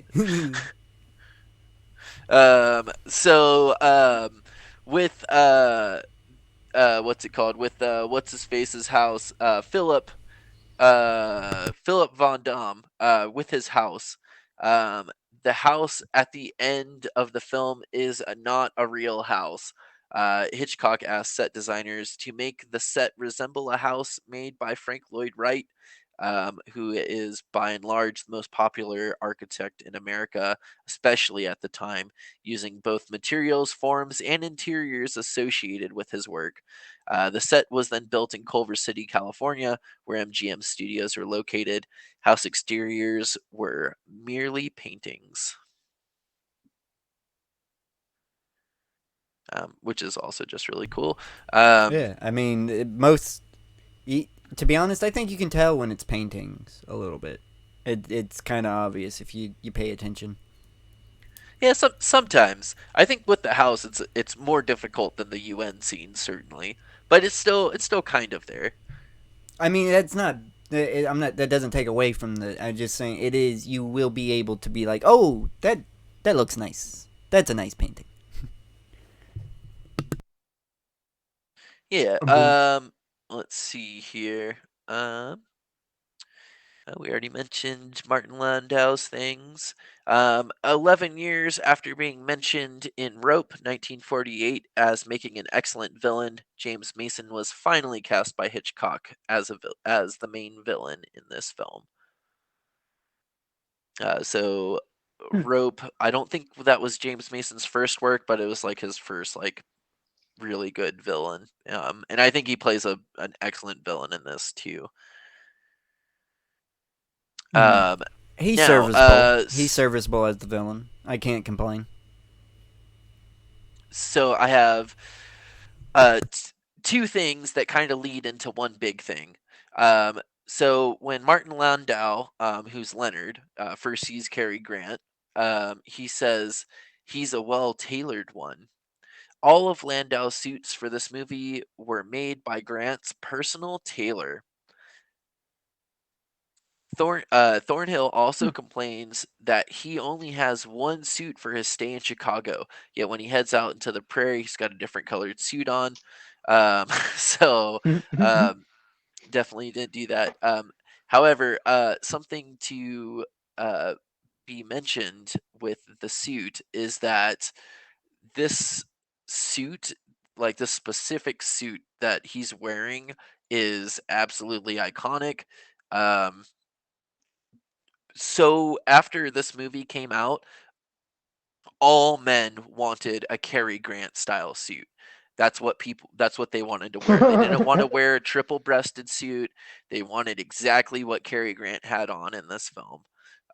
It's because that And one. It's as a because result, he swooed all the women. They all looked at him and was like, "Oh, yeah, It's the boy, suit. that's the suit to have." yeah, totally. And as a result, um, this film was so impactful on men's formal wear that like most modern suits still withhold some of the original like Cary Grant stylings of the way that suits look. Like the way that like the lapels are cut and stuff, and like where the buttons come across the bottom, and Hmm. just having a plain white shirt underneath, like that's how impactful Cary Grant's character and his quote unquote one suit that he wears were to society, especially American society. Hmm. Um, but yeah, James Mason, who is Florida the drug dealer suit will always be the best. Sorry to interrupt. a white one, I guess. I don't. What is a drug dealer White suit? or like you could go like you could get animal It, patterns on there. You could get like you get anything. You get anything. I You I go per, wild. when it comes to the drug, I like the ones that they get Powder it's blue. the it no it's solid white, and they're very loose, and they, instead of a formal shirt, they always have Hmm. a tank top underneath. Or you go shirtless and That's just show that's your fucking very hair. that's Yeah. very like 1980s Miami, Ah, but that's the like best. what you described. Exactly, it's the best. They always had a mullet, no matter what, no matter what ethnicity they were. For some reason, they had to have a fucking mullet. Yeah, yeah. So, sad news. With James Mason, um, who was the main villain, um, Philip Von Dam. He suffered a severe heart attack very shortly after this filming had ended. Um, Oh shit. Very, yeah. so sad. And give me 1 second. I had the details pulled up of it. So he did not die from that one. He just had a very severe heart attack. Hmm. However, he would later go on. He would live until the 27th of July in 1984, Hmm. and he died as a result of another heart attack. Hmm. Hmm. Damn. Living hard in 50s style. Got Oh a lot yeah, of Oh, dude. you I'm gas. best sure he was just believe there was smoking, drinking, eating steaks and Hmm. butter and shit all the time. Probably like while he's in the hospital. Yeah, getting prescribed yeah, Wonder what happened. cocaine still. yeah, yeah. Pretty much. Um, let's see here. Hitchcock planned to shoot a scene at the Ford automobile plant. As Thorn. Oh, I think you already mentioned that one as the dead uh, body in the car, right? that wasn't Hmm. supposed to be attached to this. That was one of the pitches that he had for the movie idea, which I want that. I want that to be made. I want that just the whole movie was going to center around that titular scene that he was planning to make, but he decided not to do that. It was going to be the longest dolly scene ever shot. Oh. Yeah. Um, Cary Grant received $450,000 for this film, a substantial amount for the time, plus a percentage of the profits. He also received $315,000 in penalty fees for having to stay 9 weeks past the time for which his contract called for. So Cary Grant walked away from this just from day one before receiving any of the profits or anything like that. He walked away from this film having made at the time $765,000. Um, which in today's money would be 8,063,941 dollars. That's Okay, that much standard. money. That's standard for a A-lister. Hmm. I'm not surprised. Uh, Usually A-listers got to get paid up front before they do a fucking movie now. oh, They ain't gonna do nothing until you so give them $1 million. I only got like two more after this one. So the famed art director and special effects artist Albert Whitlock, who has worked on several Hitchcock films, however, he did not work on this one. He made a painting of Mount Rushmore and superimposed the face of Hitchcock into the rock sculptures as a joke. The painting exists, however, it is a part of a private collection. Oh, Yeah, I know. I holding want to out. see. I want to see that. um, let's see. We already talked about James Stewart. And you already talked about Otis. So think that I think that's pretty much it. It's final thought splicing time. Final Yeah, thoughts, splicing yeah. time. Final thoughts. Yes, Final thoughts. final thoughts. Nothing else happened before we got to final thoughts, Yes. or I think. everything else happened. I think. Murda had some final thoughts to give. Is that Oh right? yeah. You should let her go first. Yes. Um. So, final thoughts. My rating of this movie would be a 4. I really enjoyed this movie. There were a few parts that, dropped it down a point, but overall, I mean, yeah, this is an absolute masterpiece. Something that I really didn't like was the very end. To me, it cut so abruptly Hmm. that I was confused. It wasn't seamless. It didn't seem like it should have cut like that. I was like, wait, did we did the like stream, skip, or did what just happened? Cuz I mean, she's we still have Roger and Eve, Roger's holding Eve by the hand while she's dangling off of Mount Rushmore. I wonder if And there's a then saucy scene taken out. I don't know. I mean, it's kind of saucy at the end, like it's very innuendo. Yeah. Um, but there's no like pulling her up and like embracing her and like seeing what happened there. It's just like it goes from that to the train with nothing in between. And I thought maybe it was gonna go like from that to like the train and then back to that, like, and we saw that she fell and he was just like fantasizing that she didn't fall. Like I thought that's maybe where we were going, but then it was like the end.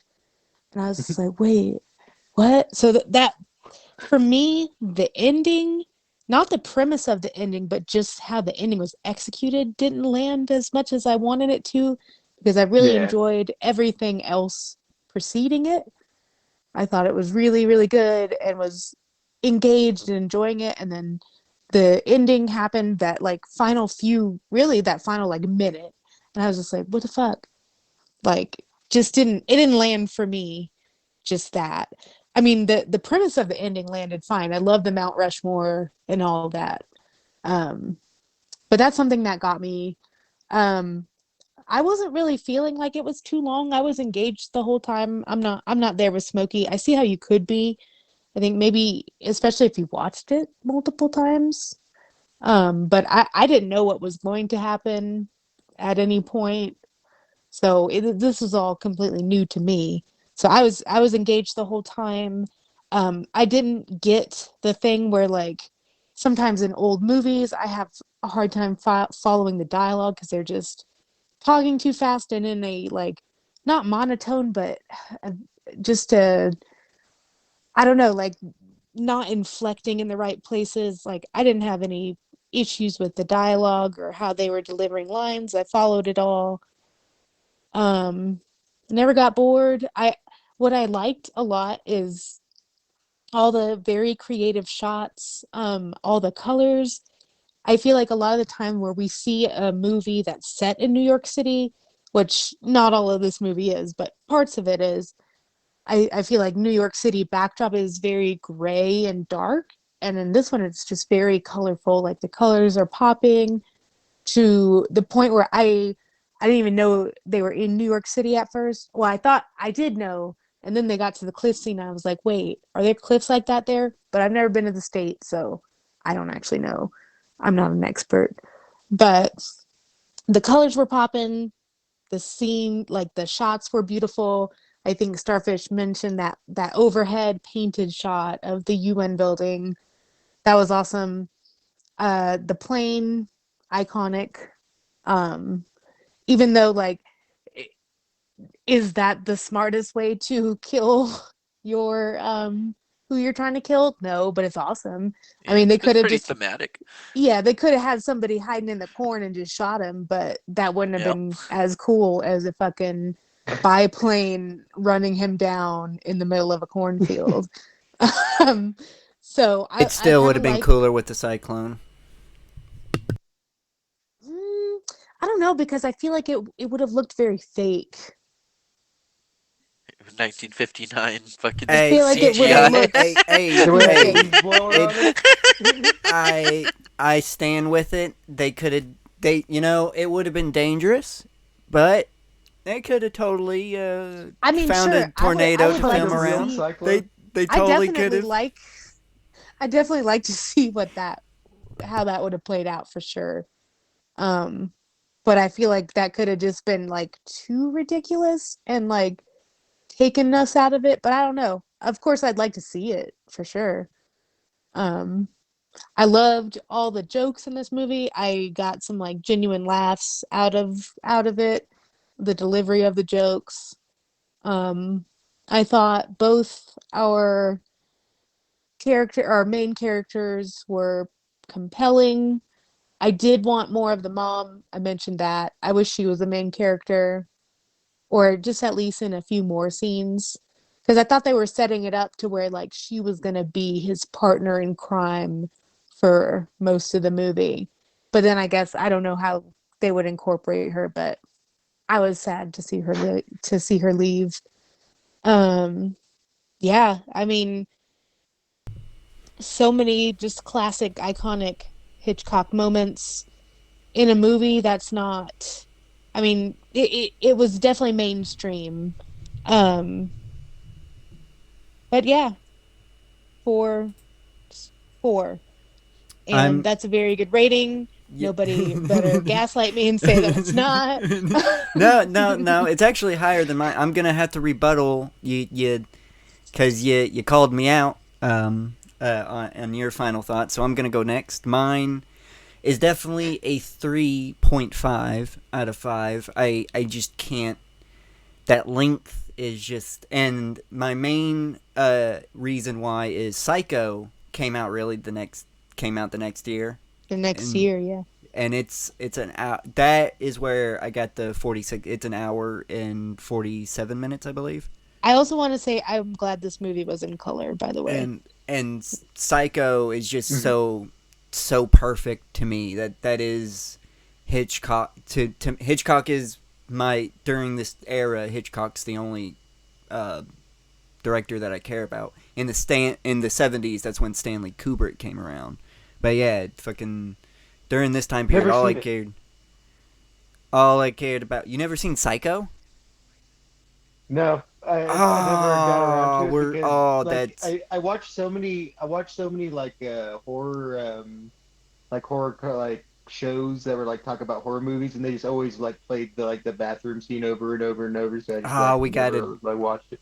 we I must have to say, fucking Kubrick technically started in the 60s, but go on. yeah. I Late mean the 60s. yeah, very late 60s, but he really started his shine. And when did Oh wait, no, look. In 1953 he directed his first feature, Fear and Desire.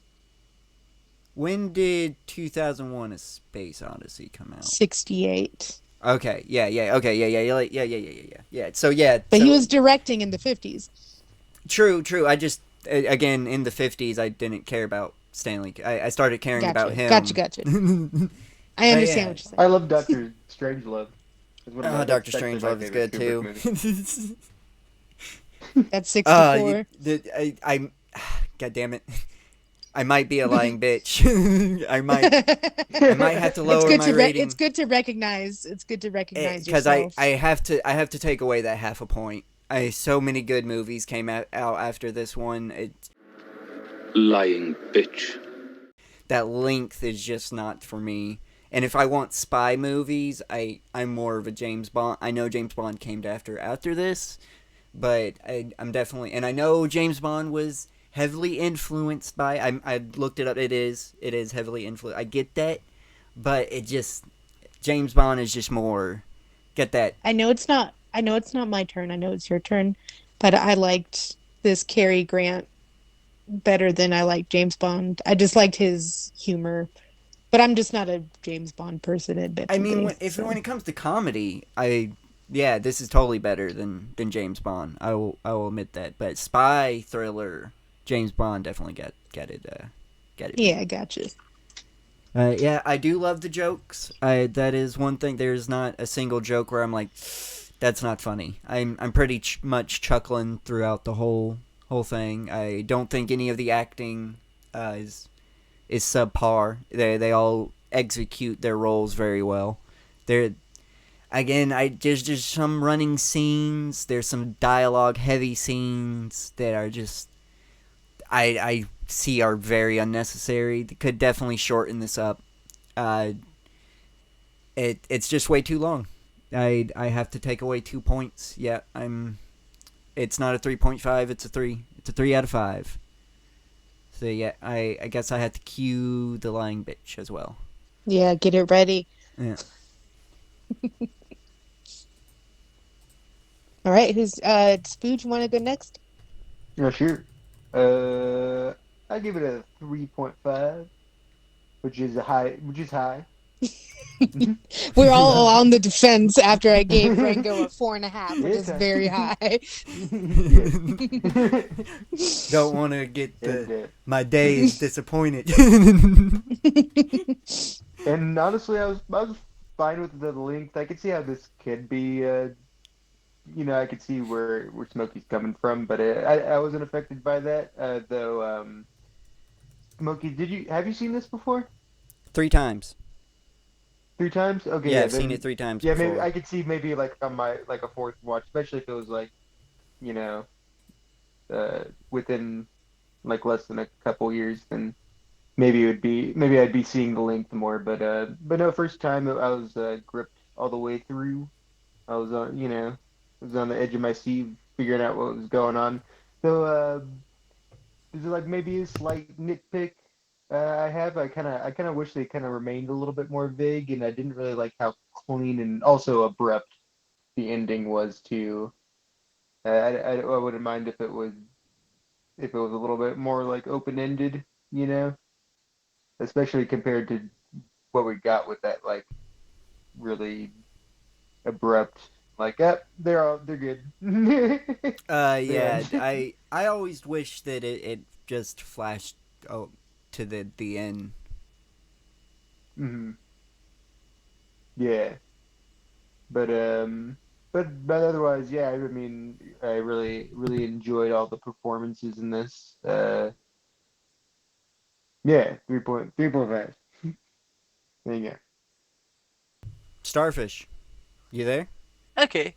We Yep. saved you for It's last because this was your pick, and I know you really like this movie. Yeah. For me, this is a 5 out of 5 film. I think it expands upon all of Hitchcock's works and just takes every um iconic up till this point Hitchcock scene and just like gives them simultaneously a fresh breath and also an even bigger platform to display. Um, the other things with this is that Lehman himself, I know that I guess there's controversy with the writing, which is something I didn't know. However, with the final work being between Lehman and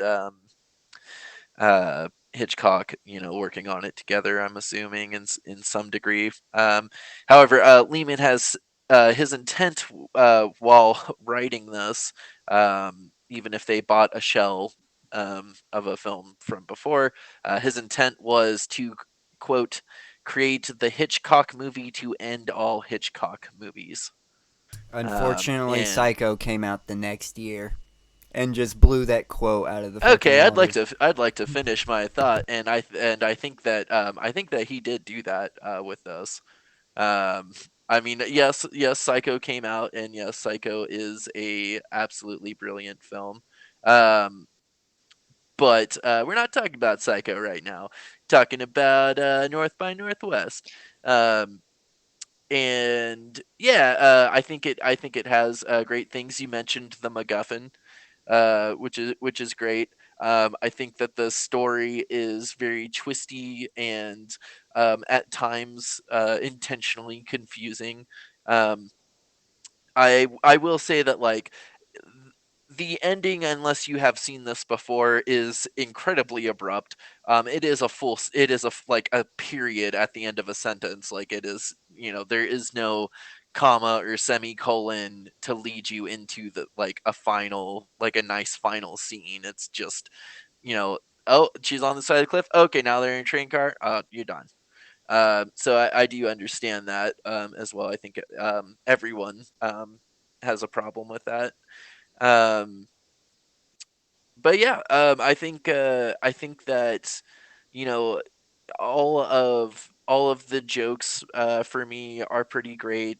I love all of these characters. I think all of these characters are excellent.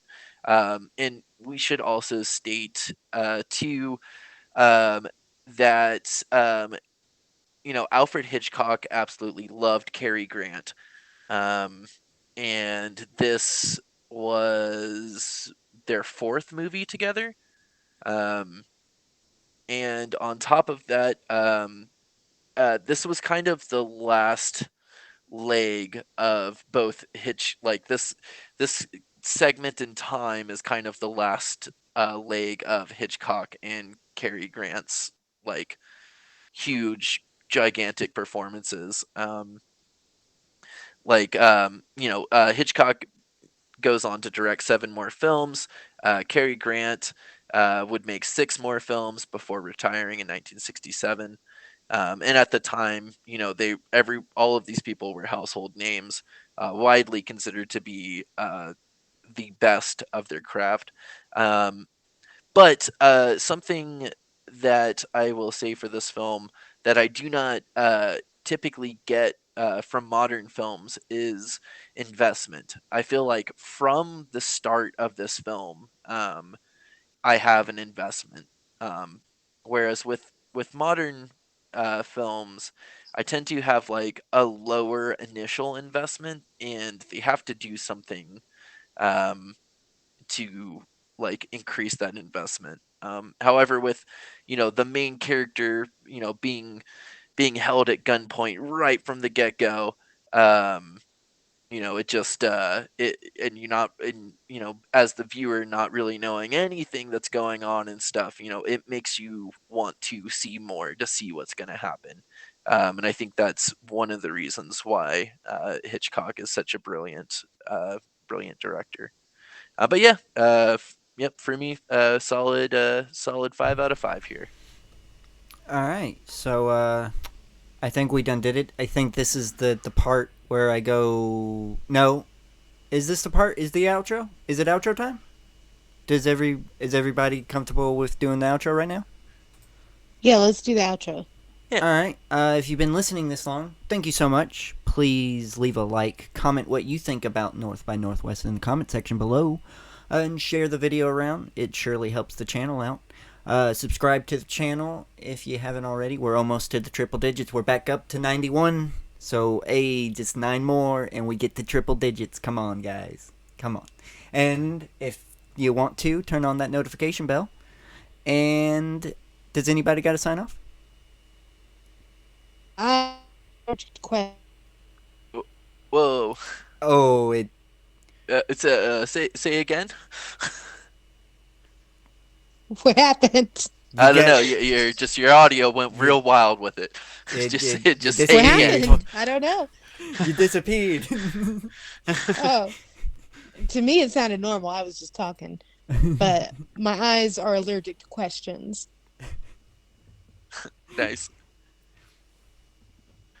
For me, I have Roger pay the $2. And what's really cool about this is that this specific line, "pay the $2," is a reference to Depression era Willie Howard, a vaudeville sketch written by Billy K. Wells. A man is in court to pay a $2 fine for spitting on the subway, but his lawyer insists on fighting the case. As the lawyer incurs greater and greater sentences upon his defendant just keeps pleading, "Pay the $2." This sketch also appeared in Ziegfeld Follies, 1945, with Edward Arnold portraying the attorney. Production sign off. Right. Nice. Yeah. Spooge, do you have one? I guess I guess I have some lyrics that from a song that's not connected to this film, but I think speaks to the spirit of it. Smack dab in the middle of a situation overlooked by fools. Oh, hell yeah. Tables turned, lessons learned. You get burned for playing by the rules. Time is Dink, lost, that's dink, the dink, cost. Oh, brother, you get shit on in the end. dink, Scrape for a dink, dollar, dink, you'll die smiling, learning the same lessons once again. dink, dink.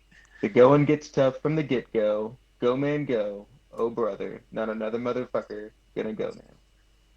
That's right. Is- Isn't that right? Isn't that right, Spooger? That's right.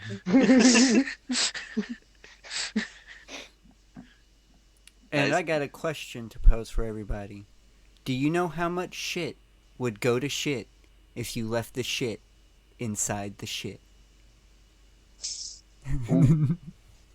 No.